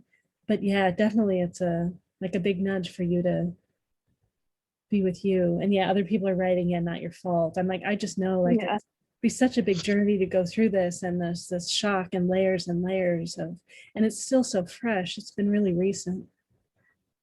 And Yeah. yeah. So just I want you to know just a feeling about that, and just the journey that we all go through when someone leaves, and they do often hide it. Yeah. Even when they say, right, they don't give us the indication that that's really what they want often the freedom to leave. They don't want people to stop them. Yeah. Yeah. It's tricky. All right, we've got Galactic Ashley, Susie, and Marcia in line. Let me pull all of you in Um, here. Okay. So, hi, Julene. I feel for you in this experience. I have also lost a lot of friends to suicide, and so I understand where the human part is coming in as far as blame.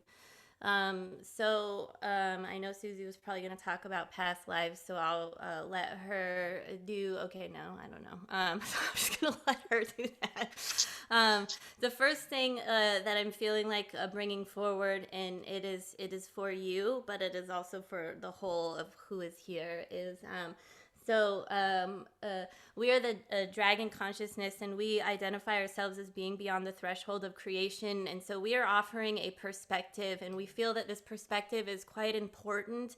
We will take suicide, and we are going to put this in the form of a consciousness field. And each time someone experiences directly or indirectly suicide, you begin to shift the beliefs within that belief system, or fuel the belief systems. So one aspect of suicide is that means that that person has done something wrong, that they were unable to complete a mission, or that they're going to some hellish type place. And what we want to offer is that oftentimes many souls are being given the opportunity, especially now, and we have seen this on multiple planets across multiple dimensions, they are given the opportunity to leave.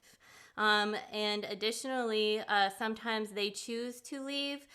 Sometimes if it is a suicide and things were very, very heavy for them, they are always, every single soul is given the option for recovery and sort of a recuperation on the quote unquote other side. So we understand that you might worry about your friend and that this is okay, but to release blame, because there is nothing that anyone can do to have control over another's decision, because each human is sovereign. And so your friend made a sovereign choice for themselves. Regardless of what was influencing it, is very much a part of their soul's journey. We also wish to bring about that abandonment. We understand your feeling of abandonment, and that you said even for yourself about self-abandonment, and that we want to honor you, and that you are recognizing this abandonment within you, and that this can be triggered. Many star seeds feel abandoned by their galactic families. Many people in this lifetime feel abandoned by their family or by their friends. And we hope that you have the strength to not abandon yourself, because your friend would not abandon you, even though you might perceive in this moment that she has abandoned you. Oftentimes, these souls will come back to participate in a multidimensional level to continue to work with you. And then additionally, even though this might appear that this has coincided with expansion of your gifts, to release anything within your subconscious that is telling you that because you opened to your gifts, you lost your friend, because this is not true. You are opening to your gifts. This is a part of the process, and it is also a part of the process for some souls are leaving at this time. And me personally, I have connected with many beings that have chosen to leave, and they've shown me their death. And in a way, it was a way for them to return home, and there's always and only love, and so they will be received with love, and their soul will go through a process, a loving process. And so to try not to blame yourself, or to give yourself permission to grieve in the way that you need to grieve, and to allow for that, and that you just have done nothing wrong, and that this has nothing to do with you or for you to blame. It's just sometimes this is a lot. Thank you. So we've got Susie, and then Marcia, and then Thorne. Hey, Jolene, I can't emphasize enough how much I am hearing that it's not yours to worry about. It's not you don't have any blame in this. Galactic Ashley said it, the dragon said it. I'm going to reiterate that. It was not your fault. This was a soul contract on her part. It was a very difficult one for her to fulfill, but there was just so much going on for her at this time, and she couldn't handle the weight of it all. She asks you to not abandon yourself, and that she is there ready to talk to you at any time. You can still talk to her. She's on your, what is this, on your left shoulder. She is there with you, and she is needing some time to recover from the weight of this particular life. She says you are the brightest point in this life for her, and she thanks you. You too, Galactic Ashley said I was going to speak to past lives, and that's when I went, oh, I guess I need to check in. You two have had so many lifetimes together. A lot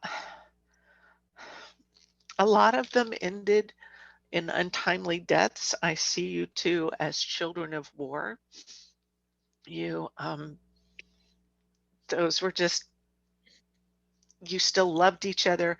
You had such an incredible time together, but because of the war that was going on around you, it seems that you've made like a Civil War lifetime, and then there's some in the Middle East. There was, oh, now they're all coming forward. You have spent so many lifetimes together as sisters and have experienced that full spectrum, that whole array of experiences as sisters. So you were great friends, and then you hated each other and all this stuff. So this whole sibling love you have spent lifetimes looking at. She is now actually getting ready, drinking in the love from divine, so that she can heal from this lifetime, so that she can come back and spend another lifetime with you. What else do I have? She cannot emphasize enough to not abandon yourself. She will be there with you, her hand on your left shoulder, whispering in your ear, probably, you know, saying some inappropriate things. I'm just getting this like, okay, I'm just getting, That would be I don't her. know. Yeah. Okay. She was Like very this blunt, wet, very crass. Yes. okay, I'm just getting this feeling of a wet willy in your ear, and I'm like, ew.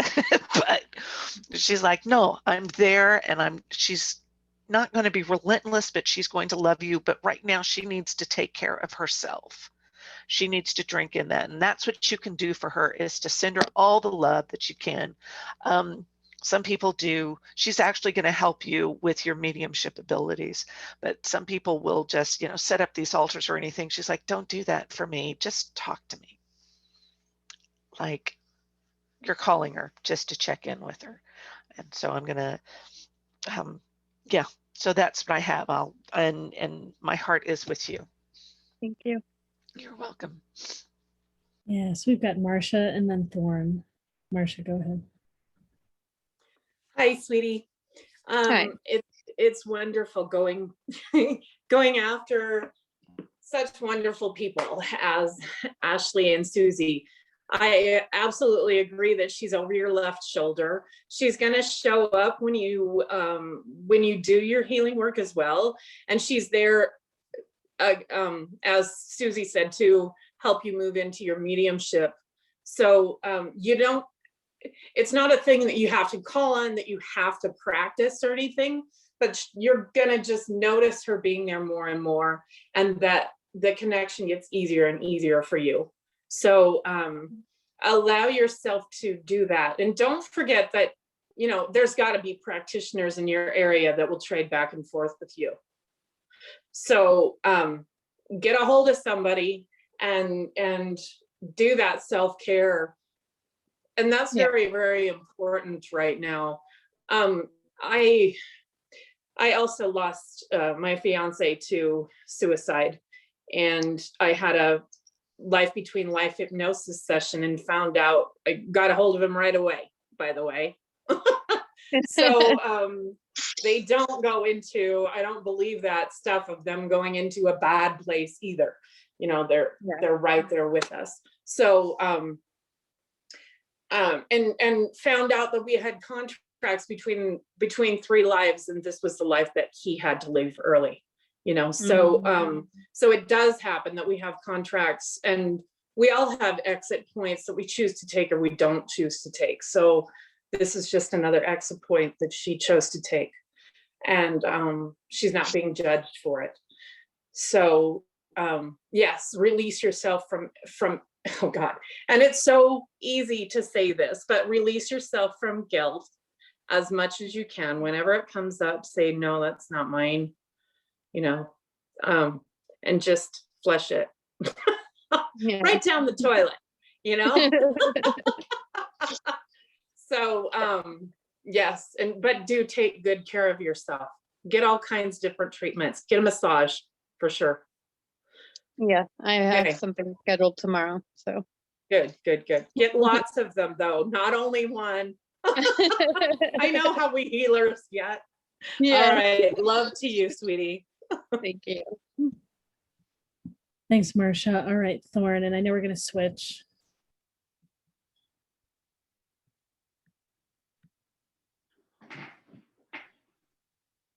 Hi, Jillian. Hi. Hi.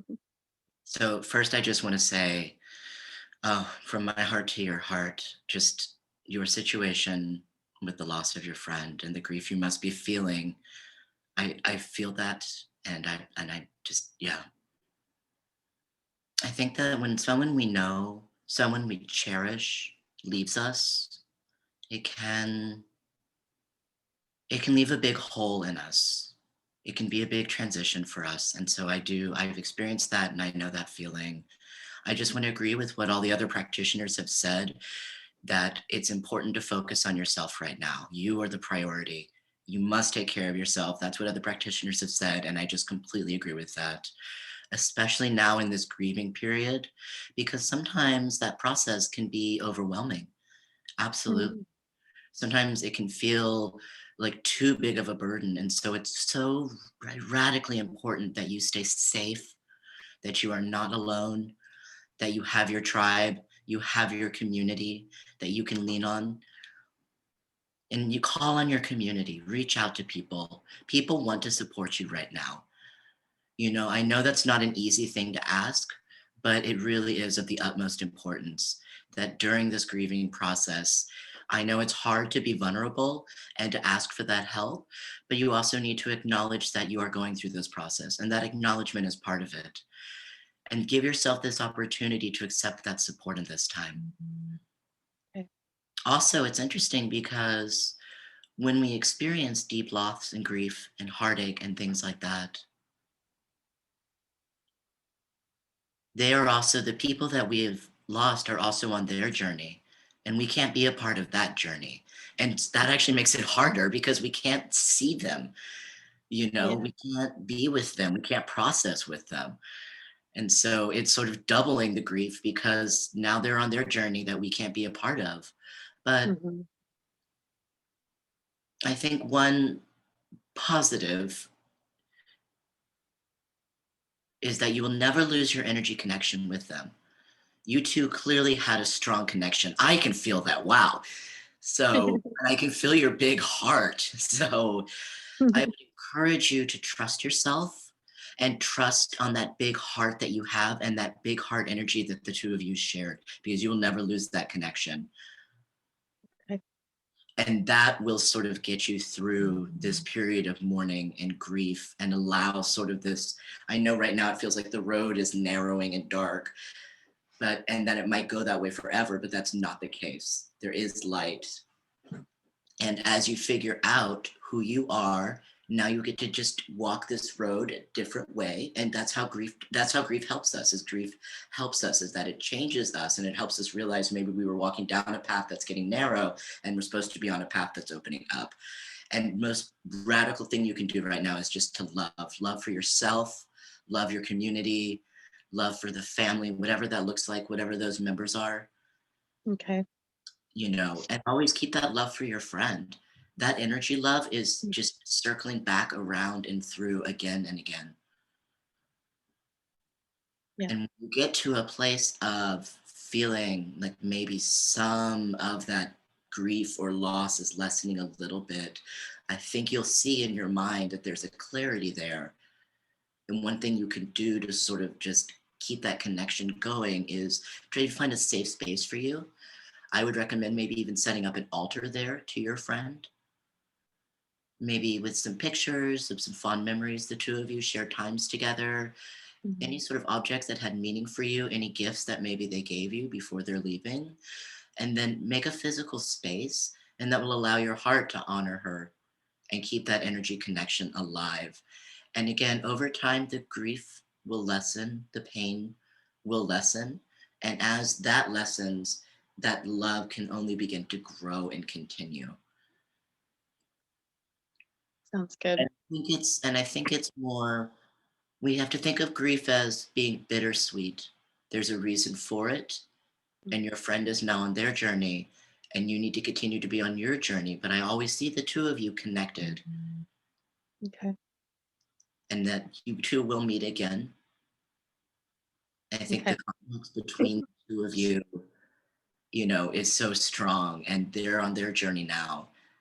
And always check in with yourself, because I think if you do want to connect with your friend, or if you feel like it might be, well, I would recommend right now just acknowledging your grief and going through that process.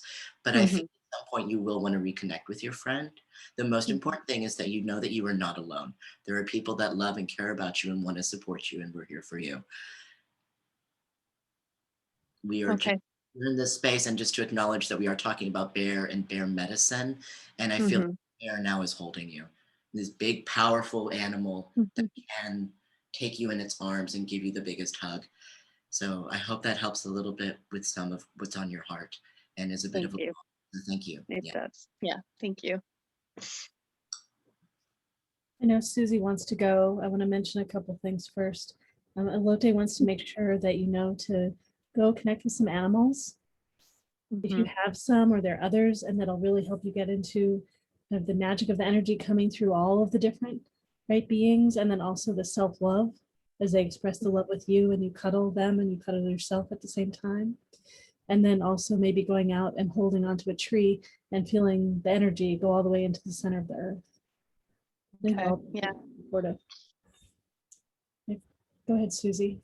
Yeah, and continuing with the bear metaphor, this is your opportunity to do that hibernation as you're working through the grief, as she is taking that time to hibernate and take in all this divine love around her.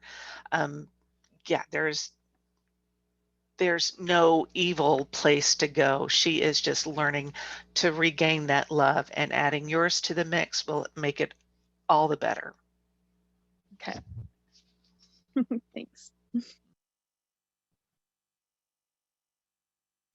Oh, and Wyatt's got something. Let me go get Wyatt.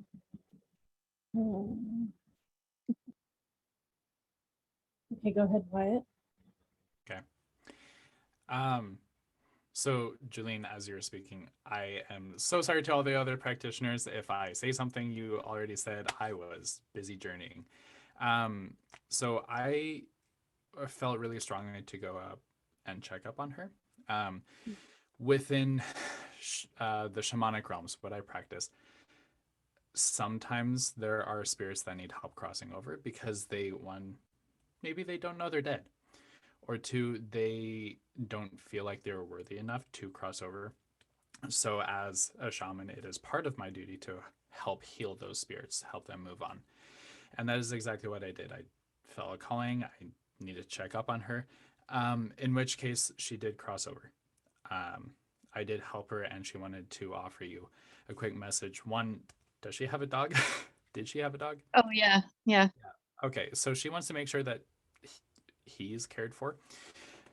And then two, that she loves you, and she did not mean any injury to you, but it was time for her to go. And so she is very much offering you a lot of love in this, but she crossed over, and her grandmother, I want to say, took her, and they went into the light. So I do want to offer that to you, and I'm holding space for you and your healing. Thank you. You're very welcome. Yeah, thank you so much, Julene. And Thorne mentioned also plants yarrow, mimosa, rose, and hawthorn can be taken through syrup, tincture, and salves. Is that some help? Yeah, and I asked too, like, where is her dog, and can you be with her dog? And that might be another way of connecting with her. Yeah, I probably could. Her dog is with her family, so I could go over there. Take the dog to the creek. Yeah, She that might. Mhm. used to go to the creek and meditate with her dog, play in the water there. So Mm. I could probably do that with her. Yeah, it sounds like that would be good. Yeah. Mm. Okay. Yeah, and Thorne also shared rose quartz. Okay. Yeah, thank you so much, Julene. And Thank you. so many hearts with you. So many people shared their love in the chat. Yeah. Thank you so much, everyone. All right, just before we go on, Verna is next, and I'll go check if that's all we have in line right now. We probably have space for another question. And Cindy had to leave. I just want to mention Cindy's info. She had to take off, and we didn't want to interrupt that last reading. So Cindy McGonagle does psychic readings, mediumship, numerology, telepathy, oracle cards, and shamanic healing. And you can get in touch with her at psychicpalmistcindy.com or cindymcgonagall.com. I'll put her information in the chat again. So Cindy McGonagle at gmail.com, and her number is 503-531-2758. Thanks so much, Cindy, for being here with us. All right. And all right, Verna, let's go find you and get you here in the center. Oh, there you are. There you are. Hi. Oops, you moved around. Hold on. All right. All right, there we go. What is your question tonight? I wanted to know, because of the topic of this event, any messages to me about what I need to let go of to move forward, and what I need to acquire, as in like education or changing color schemes in my apartment, or just something because I've been very distractible lately, and that's one reason. Just I'd like to have more ability to focus, especially on my creative aspects. I just feel so drawn to be with people and not do my creative work, which I know is what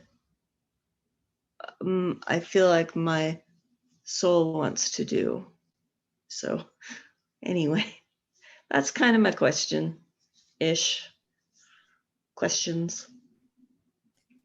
Yeah, it's great.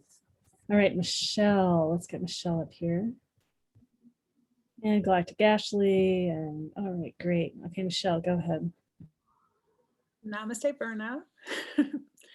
So my first question to you is, what are you doing for yourself when it comes to making sure that your energy field isn't affected by the people that you're being drawn to be with?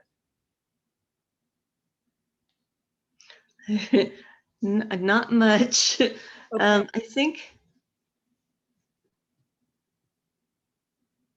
think I have not been this ties into feeling myself very well. This ties into the equinox, and it's a perfect time to do some spring cleaning. The color idea is probably coming deeply from your intuition and the fact that you know that it's time to turn the furniture, change everything, shake things out. And so what's happening is it feels very much like it's just time for you to just do a little cleansing. And so get out some sage or sweetgrass or something like that, whatever feels good to you, and go and do a nice cleansing. And as you do that, I really recommend that you call in your spirit guides. What came up before you were even on, I saw that your name was on the list, and I knew immediately that I was supposed to talk to you about this. So there's something right now where there's interference that's coming in because you are so sensitive. There's interference that's coming in from other people around you, which is why you're feeling so drawn to be with them, and then you're not feeling motivated. So get really clear about your energy and where your energy is. And the best way to do that is just to go ahead and go and cleanse your space, and then cleanse yourself, whatever that means. If you put yourself in an Epsom salt bath, or you throw in some crystals into the bath, or whatever works well for you, it feels like you already have the tools and you know what works well for you. And once you do that, then you're going to be able to put together a plan when it comes to your work, and you'll be able to work the plan. Just call on your ancestors, call on your spiritual team to assist you. But it's going to be very hard for you to discern the difference between what other people are pulling you out to do versus what your inner truth is until you clean your space. So that's the very first recommendation that I have for you, is do that, and then everything will line up from there.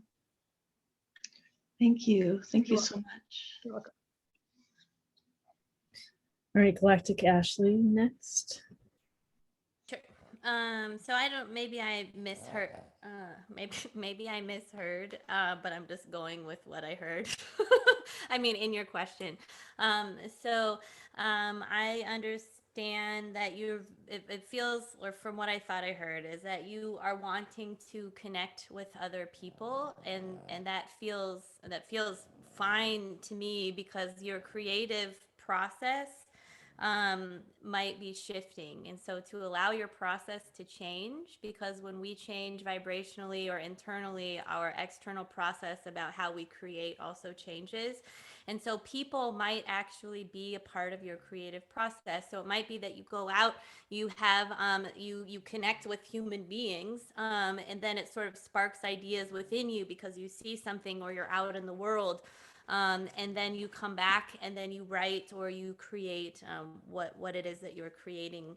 The other thing is to release judgment around procrastination, because oftentimes procrastination is masquerading a belief system, but procrastination is really divine timing and divine order. So there's a discernment process between these two things, right? Because like for me, I have was diagnosed with ADHD, or the Galactics just call it galactic brain, right? So I have to be aware of this, because I could procrastinate on lots and lots and lots of things, and sometimes that's not appropriate. But generally, the things I'm beating myself up about are actually the things that are the divine timing and divine order things, that like I just need to let them unfold and not blame myself, and just move at the pace and the rate that I'm moving.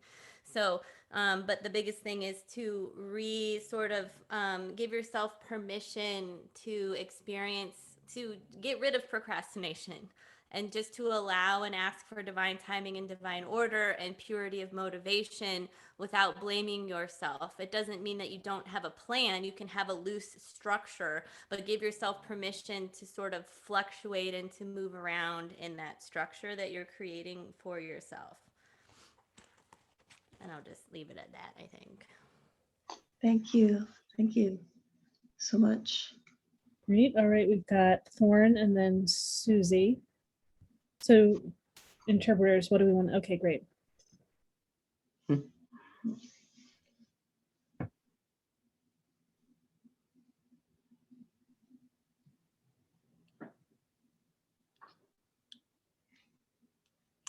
Hello, Verna. Hello. It's nice to see you again. Very excellent. So interesting. So as I was listening to your story, I was taking it in, and then this thought just sprang to me. So I have a question for you. I'm curious, do you feel like your home space is very colorful? Like do you want to change the colors in your home space? I'm sort of getting an intuitive feeling that this is the time to bring more sunlight in, like a lovely yellow, like daffodils or something, like daffodil yellow, bright colors and things like that, like sort of warming up the home space, and like that sense of joy we get from color, like all those joyous bright colors. Also, green can be very joyous. Green can feel very like cleansing, like it's bringing in new things. And I'm thinking about colors like sort of like a bamboo green, not necessarily like a super dark green or a super light green, but like that lovely earthy bamboo green. So I'm not sure, are those colors, do you think, being called into your home? What are you thinking? So that was my first thought. My second thought is that you are really good at recognizing when things are distracted or distracting. And then acknowledging, what is that? Why is that distracting me? And then what is this distraction trying to show me? Why is it pulling my focus over here? What is it trying to teach me in this moment? I think that oftentimes that can represent an opportunity for you to be led, maybe, and surprise yourself in a direction you weren't anticipating. Like maybe there's a new adventure or a new opportunity or something waiting for you there. So I think sometimes distractions can function as that, where we can stop ourselves and be like, oh, wait, this is an opportunity to learn something. I think sometimes we often try to judge things like that and say, no, that's not what I should be focused on right now. I should be doing this and this, but it's all about finding that balance.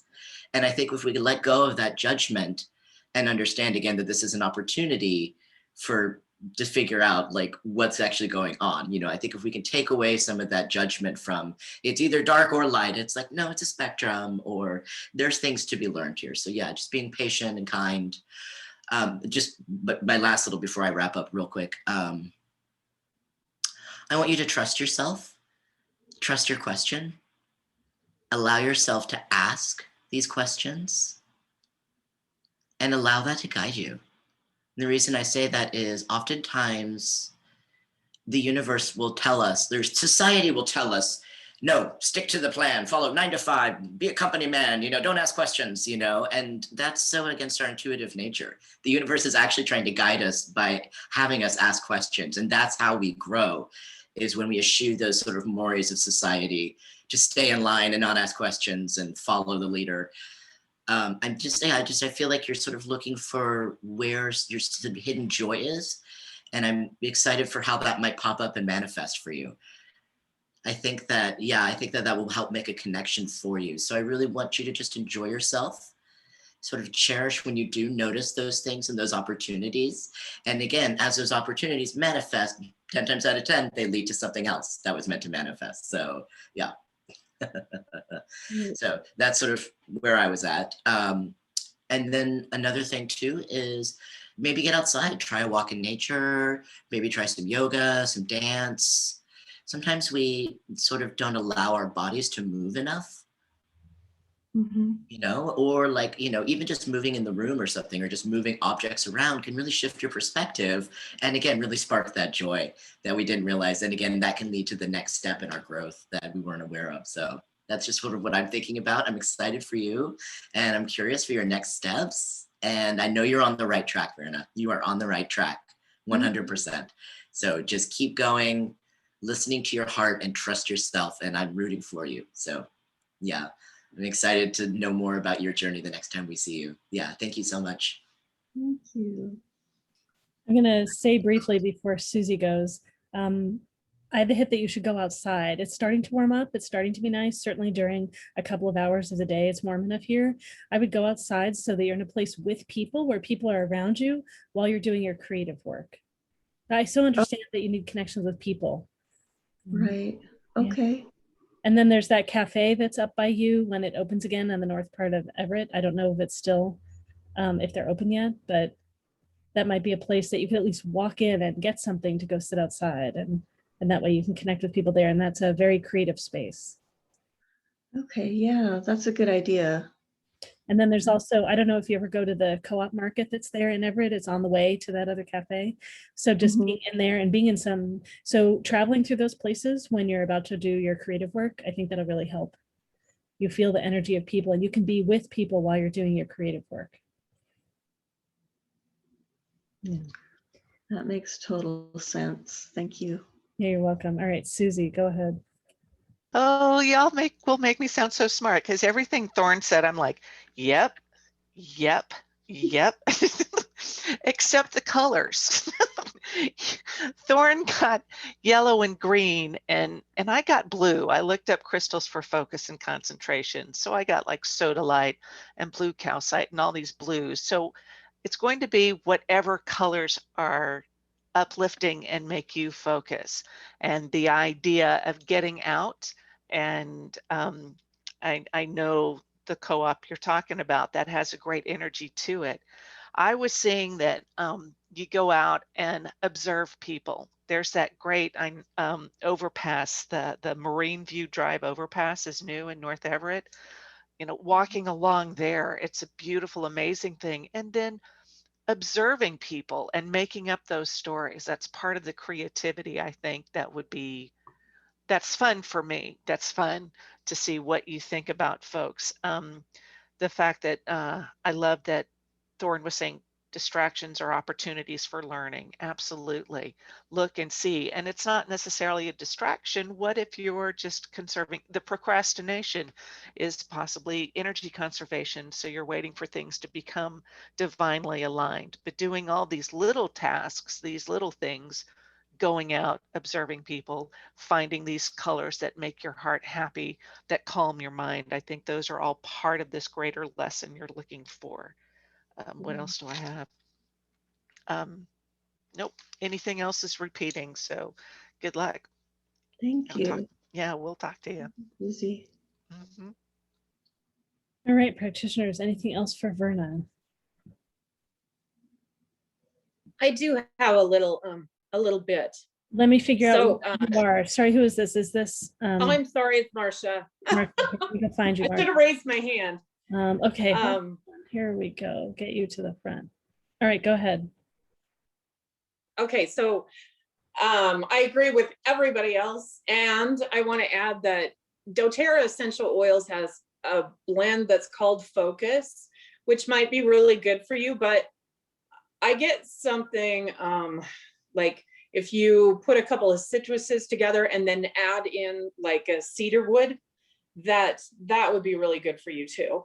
So something to keep your focus light. That's the way I want to say that. So bringing up your energy and also grounding.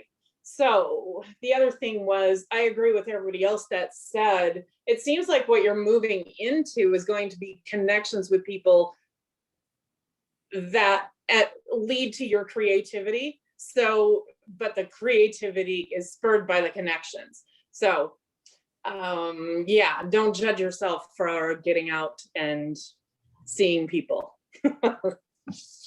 Okay, yeah. Thank you. Thank you. Absolutely. And it looks like Thorne's got something else. Thorne, go ahead and jump in. Oh, I just found that. So I found that sometimes lemon is wonderful way to sort of aroma focus, like help your senses focus. Sometimes rosemary as well. So either lemon or rosemary can be really good. You can maybe mix it with sage, the rosemary and the sage together. And that is a smell that I just find to be absolutely wonderful. It's cleansing, it's grounding, and it really helps with focus. So I did just want to throw that in there. Also, there was one more. We said lemon, rosemary, sage. Basil. Lemon balm. Lemon balm.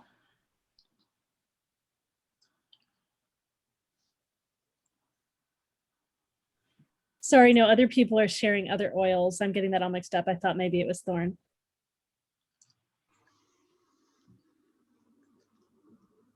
Oh, gotcha. No, what I was saying is lemon balm. So yeah, lemon balm is really great. Yeah, so. Great. Yeah, so if you notice that you're struggling with distractions or you're feeling overwhelmed by that process, lemon balm is really helpful. It's incredibly grounding and clearing. And again, it's a great little reset, and it's really nice to help you sort of just get into that relaxed focus state. So I did just want to throw those out, the lemon, rosemary, sage, and the lemon balm. So yeah, and also see what feels good for you, experiment around with some different stuff and some different smells, play, have fun with it. So yeah, really enjoy and good luck. So I hope you find something that's a great match for you. Thank you. Thank you. I have been enjoying my walks outside up in Marysville, looking at the eagles and stuff. Yeah, that's great. And if you want to get out and venture, I'm out in the foothills of North Bend, right? You can come visit and go for a walk. There's a trail up here. Be aware of those bears waking up. Great. Thank Right. you. Great. Thank you, Verna. All right, we've got Steph just stepped in. So let me go find Steph. Here we go. All right, Steph, what is your question? Hi, thank you so much for doing this, everyone. My question is that I've been feeling stagnation and frustration, especially in my job.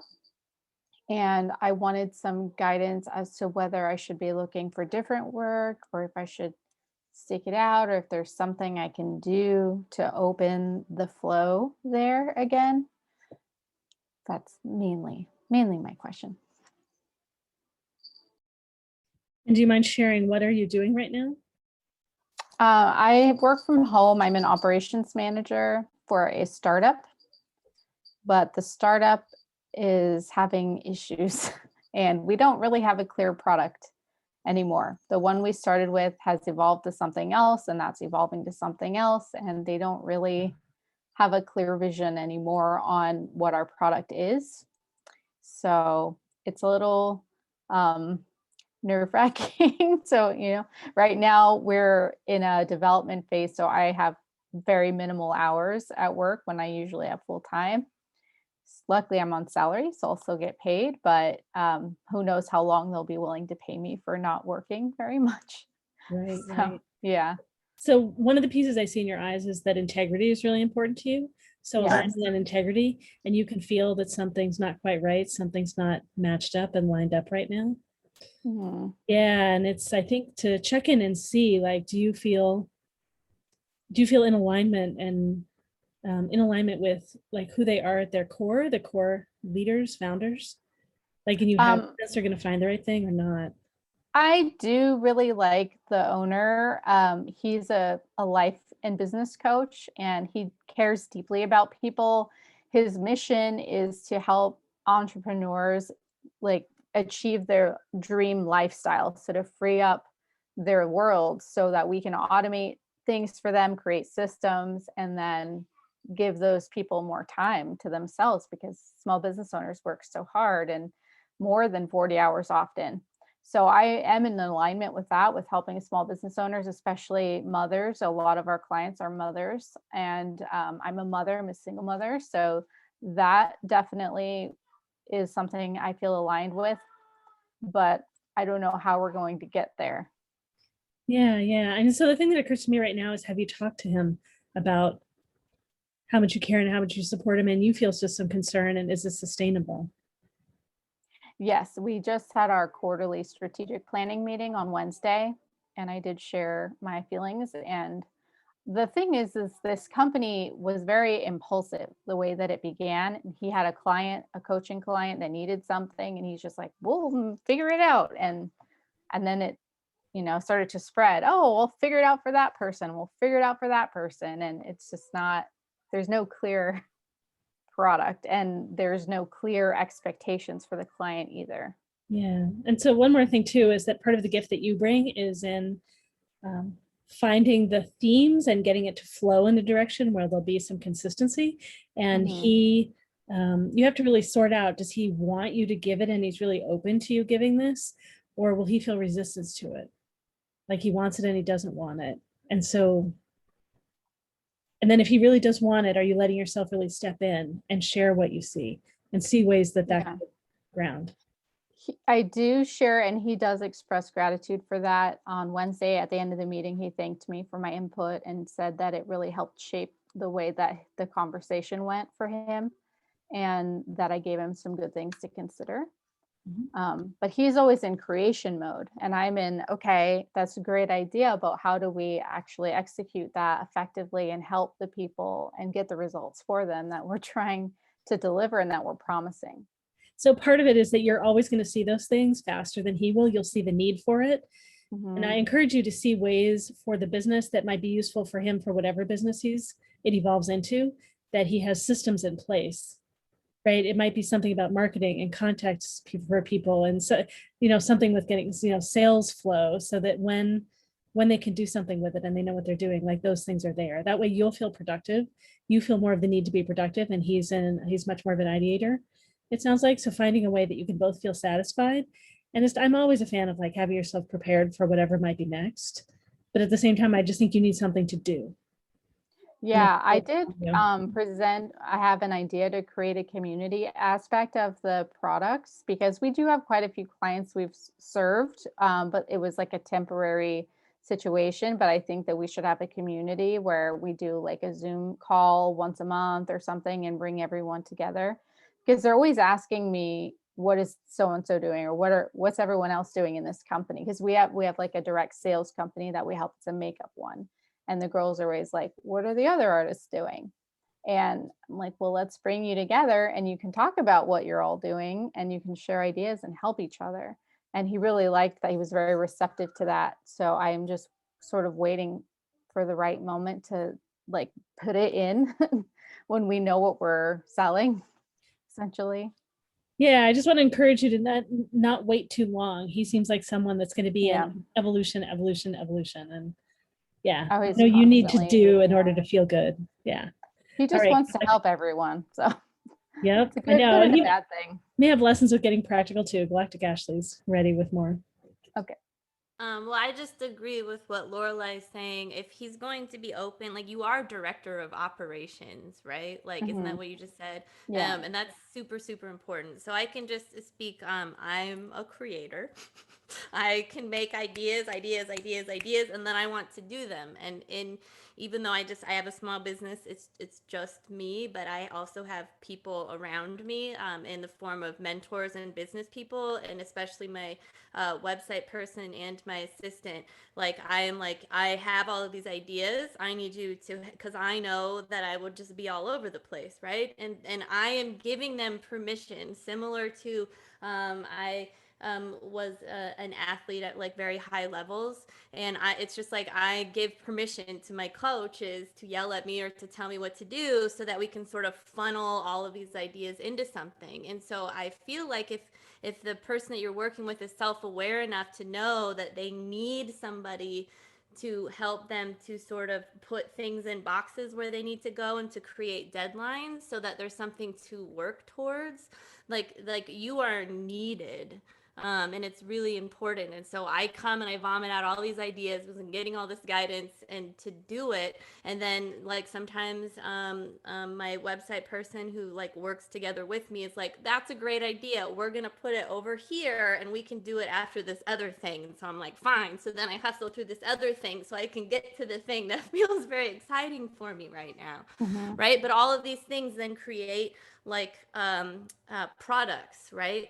And so you are so needed. And I agree with what Laureli is saying about stepping in and expressing what it is that you see and what you can do to make something tangible and to create it and to sort of keep bringing some fire and groundedness to all of these ideas. I feel like that's a really good option for you. And at the same time, if that makes you really uncomfortable, I also see this as a gift where you aren't working as much, but you're on salary. So you do have the option to kind of look around and to see if there's something else for you. And that in and of itself is a gift because your hours are less, but you might be being asked to look at something else. So I think it's just an opportunity for you to feel through what's going on. And if you're very aligned with what your company is doing, to like, you know, put yourself in like a co-founder role, because you're really needed and your position could grow with that. And I'm grateful that the person that you're working with is at least pretty open. Because otherwise you have the ego gets in the way, and then they won't listen to anything, and then it's like you got to go out. But it might be that he, like, if you show him something or numbers or some kind of projection, like, look, this is what this can be, this is what I'm seeing. Because usually we like to be in the creator space, and so I'll surround myself with as many people as I can that can do things that help me to stay in the creator space, but we're all working together. That makes sense. Definitely. Yeah, thank you. All right, great. We've got Marcia in line.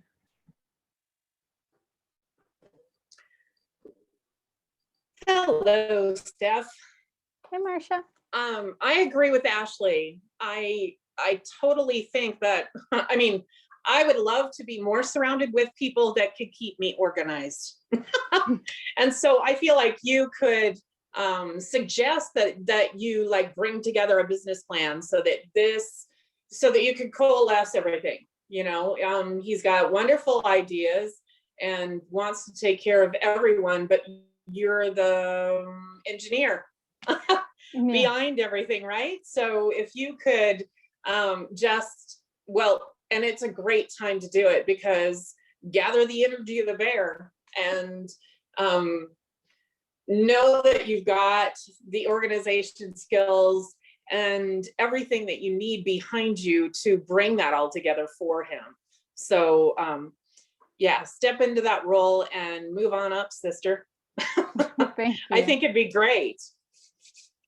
Yeah, I'm excited about it. There is one other person that it's the two of them are more like a partnership, but the other person, he's the one that builds the things and does the problem solving, and then he tries to push it down to me, but then I have all these questions that they haven't thought of yet. So yeah. Well, so I get, you know, I want to still be allowed to create a little bit and not just push data around, because that's the part that I find is like drudgery. But I really like organizing, and I really like implementing systems and creating systems to make things work. Yes, and you're so good at it. I mean, it's not, I mean, okay, just because you're an engineer-ish person doesn't mean that you aren't creative, right? So creativity can be looked at in so many different ways. So, but they need you. They need your gifts and if I left, talents, they'd be in trouble big time. Yeah. So make sure that they know they need you. Speak up. Thank you. Yes. All right, great. Thanks, Marcia. All right, we've got Thorne. I know you're switching, and I'm all set. Excellent. Hi, so I was noticing during your story, I was feeling first the bear. And I think about bears and the connection between honey. So bears have different ways of collecting honey, right? They have sort of little honey hidden places, you know, they have sort of ways they'll go out and forage and trees and flowers and things like that. And I'm sort of thinking that that's related sort of to the context of your job is, how do I refresh myself? How do I nourish myself? How do I find the honey in my life? How do I feed my joy, essentially? So what's feeding your heart? How can you uplift your heart and give it that strength again? And so to me, I had sort of two thoughts that came that sort of might be just food for thought for next steps for you on how to feed that soul.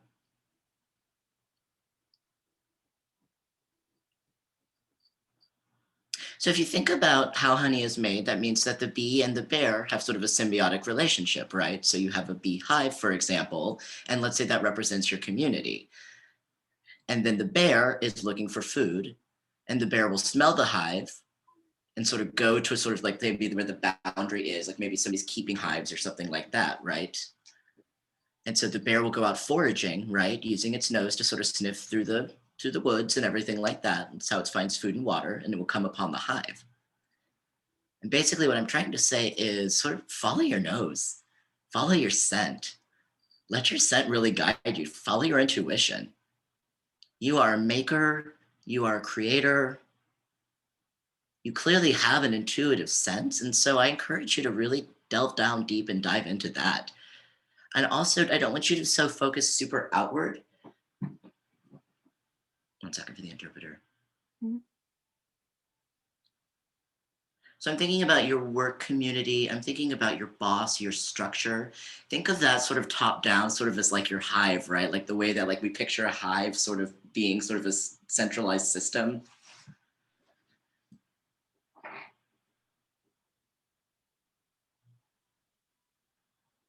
And so just sort of following with this metaphor, where are you getting your sweetness within your hive or your community? Where do you get the honey that then nourishes your soul, just like how the bear nourishes their appetite? And I think too, when we think about trying to seek nourishment, what often happens is we get nourished and then people are nourished from us. So it's this really excellent cycle.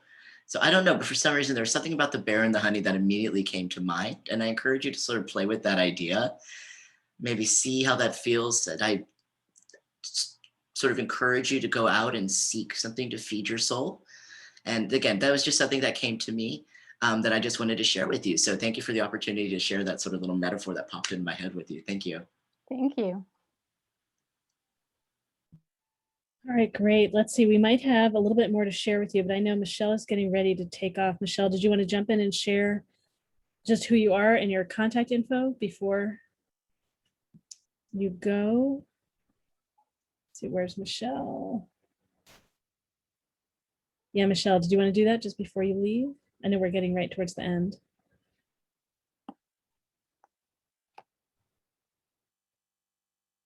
She might not be able to do that. Yeah, and so practitioners, meanwhile, anything else to share with Steph? And I think all the advice you're getting is great. So, and what I was speaking to earlier is that the talent in your eyes, it's called warrior. It's about grounding, things being grounded and practical, efficient. Warriors love operations. And then I also see you have that priestess in your eyes, and that's about integrity and things being aligned. And yeah, you either have scholar or artisan as your other one. Yeah, it looks like Michelle will take off. Scholar or artisan. Scholar would be in the details, and artisan would be the one that's creative, wants new, different. You need to have space to play and create at the same time. And I'll say if you have those three, if you have a mixture of like warrior, priest, and artisan somehow, those are the three most intense to have together. And but you're probably the only one on the team though that has the warrior, and so that's the one that needs to get it efficient. And you want to design processes and have things flowing in a process, and you need to be able to take action. And that's for what I was referring to when I was speaking earlier.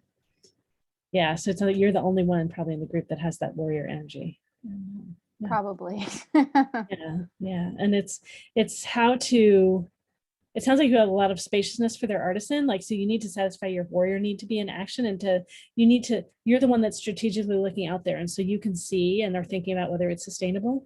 So part of it is like helping them face that and helping them get practical about it. But at the same time, like if you got too tight with that, right, it wouldn't work for them either. So it's really a gentle kind of dance.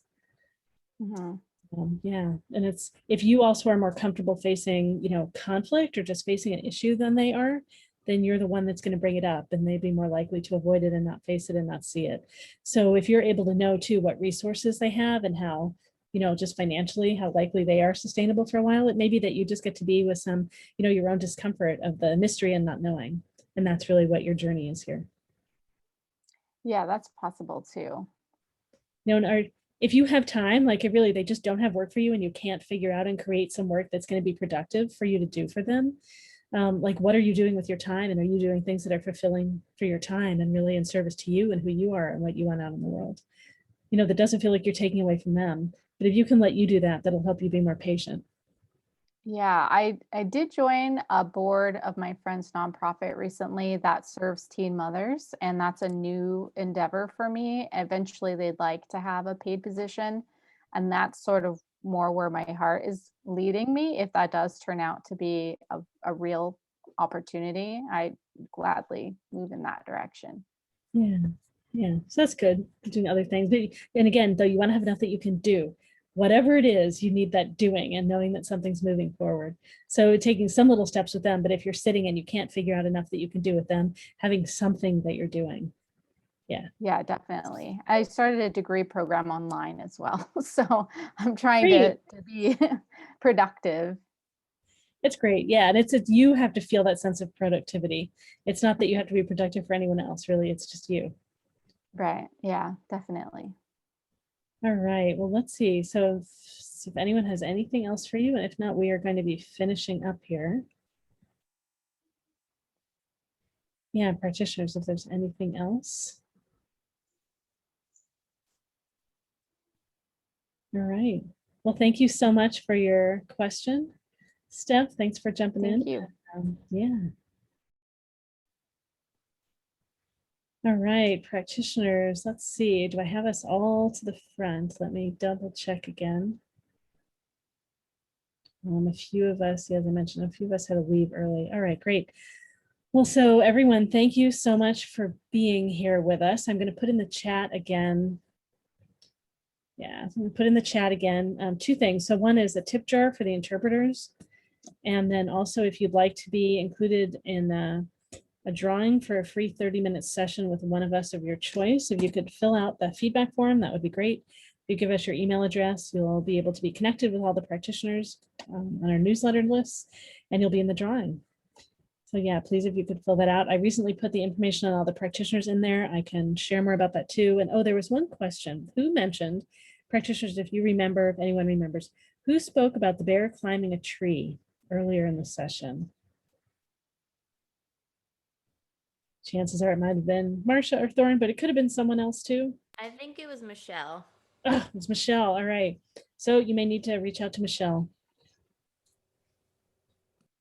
All right. Okay, well, let's see. So practitioners, I think let's go ahead, go around and everyone share again about who you are, what you do briefly, and then your contact info. So it's in the video. So everyone, thank you so much for being here. Deeply appreciate you sharing this opening into spring with all of us. And go in that order again, Galactic Ashley, Wyatt, and then Marcia. I am Galactic Ashley, and I channel divine guidance for star seeds, connecting them to their star families and galactic lineages. I use light language frequencies and work with your cosmic connections to facilitate high frequency healing transmissions and encoded activations. My next Galactic Guided Intensive, which is a 10-week program, is called Light Language Activation and Healing Program. It starts on April 5th. And I'm very excited. And tomorrow, Wyatt and Susy and I have an event together called Manifesting with Crystals. You can find me on Instagram at Galactic Ashley or find me at galacticashley.com. I'm also on Facebook at Get Your Galactic Groove On. So thank you all for coming out tonight. Thanks, Galactic Ashley. All right, Wyatt. Hi, everyone. I'm Wyatt Larson. I am a shamanism practitioner and spiritual life coach. I combine the ancient and the modern techniques to be able to help you, my client, move forward in your path of healing, whether you're just beginning it or you have been on it for a while. Like Galactic Ashley was saying, I'm super excited for tomorrow. Stop on by, spend some time with Galactic Ashley. Susy and I will be talking about crystals and manifesting, and it's just going to be a lot of fun. You can find me at thewildwoodhollow.com, and you can go ahead and shoot me an email as well at thewildwoodhollow@gmail.com. I'm offering 10% off of all my sessions and products, so go and give those a quick check, and I'll see you guys soon. All right, and Marcia, and then Susy. Hi again, everyone. I'm Marcia Colver, and you can find me at marciacolver.com. I am a shaman, and I do Celtic music while I work. So I sing you through meditation and put you in a space that you can heal, and maybe give you a bit of a reading at the same time. So I also do astrology. I have a book out as well that's on my website, and you can order your advanced copy if you'd like. It's about generational healing. It's called The Ancestors Within. And I think that's about it. So thanks everyone for coming. See you soon. Thanks so much, Marcia. All right, Susie and then Thorne. I'm Susy Parker Goins with Blue Lightning Healing. I'm a channel, so I bring divine through and can, connect you with your spirit guides. I'm an energy healer, helping you identify blockages and play with past lives. I'm a medium. I can do all kinds of things in sessions that I'm more than happy to share with you so that you can learn and be empowered to do these things on your own. I have a podcast called Blue Lightning Healing Meditations. I'm about to join up with the Transformation Talk radio network. I'm so excited. And so you can find me on YouTube, at my website, bluelightninghealing.com. Best way to get a hold of me is at susypgoins@gmail.com. That's SUSYPGOINS@gmail.com. I am so grateful to everyone who came tonight, and we always have such marvelous energy. So thanks. Oh, and Sunday too. I think it needs to be said the third time. I've got a gig with Galactic, Ashley, and Wyatt tomorrow. Thanks. I love y'all. Talk to you later. Great, and then Thorne. Hi, everyone. Hello. I am Thorne. Hello. I'm very happy to be here. Some of my specialties are I do tarot, I do runes, I do energy healing, I do work with chakras, I do work with ancestral and past lives, and many, many, many, many, many, many others. That is just a small fraction of what I do. I also do astrology. I do both birth charts, natal charts, twinning, so anything and everything under that. And if you're curious, then you can absolutely access my website. It's www.spiritoracle.com. I'm also on Instagram, and my handle there is @HeartOfOak8. And how else can you reach me? Oh, and email. So yeah, if you want to shoot me an email, get in touch with me. If you want to chat some more or contact me more about my services, please do. My email address is heartofoak8@gmail.com. So yay, thank you so much. I've really enjoyed this opportunity to be here with all of you today. Thank you so much. Happy Bear Weekend, happy Equinox, and I just am really grateful for each and all of you. So thank you very much. Oh, one more thing, sorry. Before I forget, very soon, so I'm going to be able to be a certified life coach. I'm almost done with my training in that regard. And so that's another service I'll be able to offer is certified life coaching. So I did just want to throw that out there real quick. Excellent. Thank you so much. Cheers. Great. And let's see, Michelle left early. So Michelle offers intuitive soul sessions. You can find her online at soulfeltbliss.com. And she shared she's a clinically certified hypnotherapist, best-selling author, and intuitive medium. She helps you learn how to tap into your own intuitive gifts so you can deepen your self-trust and learn where your energy stops and begins. If you were here tonight, you can receive 20% off any program through April 1, 2021, when you mention this, that you were here. And you get a free walking meditation gift when you visit her at soulfeltjourneys.com. So SOULFELTJOURNEYS.com. And I mentioned earlier, Cindy McGonagle was here with us tonight. She does psychic readings, mediumship, numerology, telepathy, oracle cards, and shamanic healing. You can find her at psychicpalmistcindy.com, cindymcgonagall.com, and that's spelled CINDYMCGONAGLE.com. or cindymcgonagall@gmail.com. And she's at 503-531-2758. And I'm Laureli Shimayo. I'm an intuitive eye reader and a body psychology coach. I apply it to life purpose, career, matchmaking, relationships, all kinds of things. You can find out more about me at LaureliShimayo.com. That's LaureliShimayo. My number is 720-352-2434. I have a book on the 7 talents that I read in people's eyes that's available. It's called The Sweet Spot. And my sessions are 40% off. If you're here tonight, sign up during the next week or so. And I have some upcoming events. And my colleague and I, David and I, are leading a 6-week deep dive into authentic relating transformation games starting on this Tuesday. It'll go for the next 6 weeks from 7 to 9 p.m. Pacific time. It's all online. And then Saturday, March 27, I'm giving a free talk with one of our other practitioners from this group. She has a group in Denver. So I'll be sharing about eyes are the window to the soul.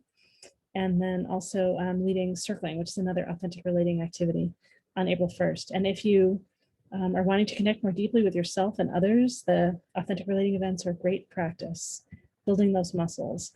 And we've also got more MeWe events coming up.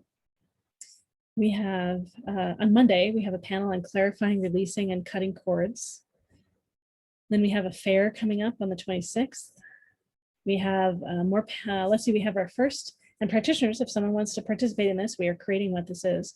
We have a metaphysics and intuition practice circle so that you can come and really practice expanding into your own gifts, practice reading each other and learn from the different practitioners that are there. We might have separate breakout rooms where you can spend time with each of us. And it's not so much learning our modalities, it really is practicing your own gifts, and we'll give you feedback about that.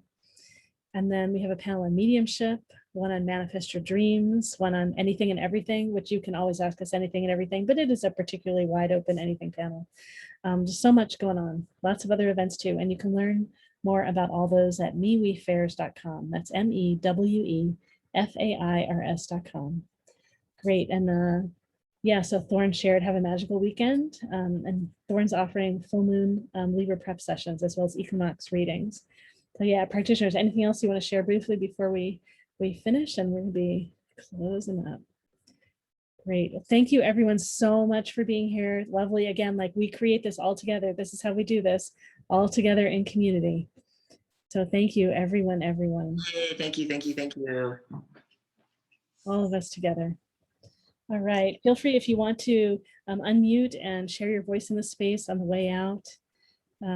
Yeah, deeply appreciate everyone being here, all your questions and all of the insight and wisdom and holding the space and the energy all together. Thank you. Have a good evening. Thank you. Good night. Thank you. Good night. Have a good night.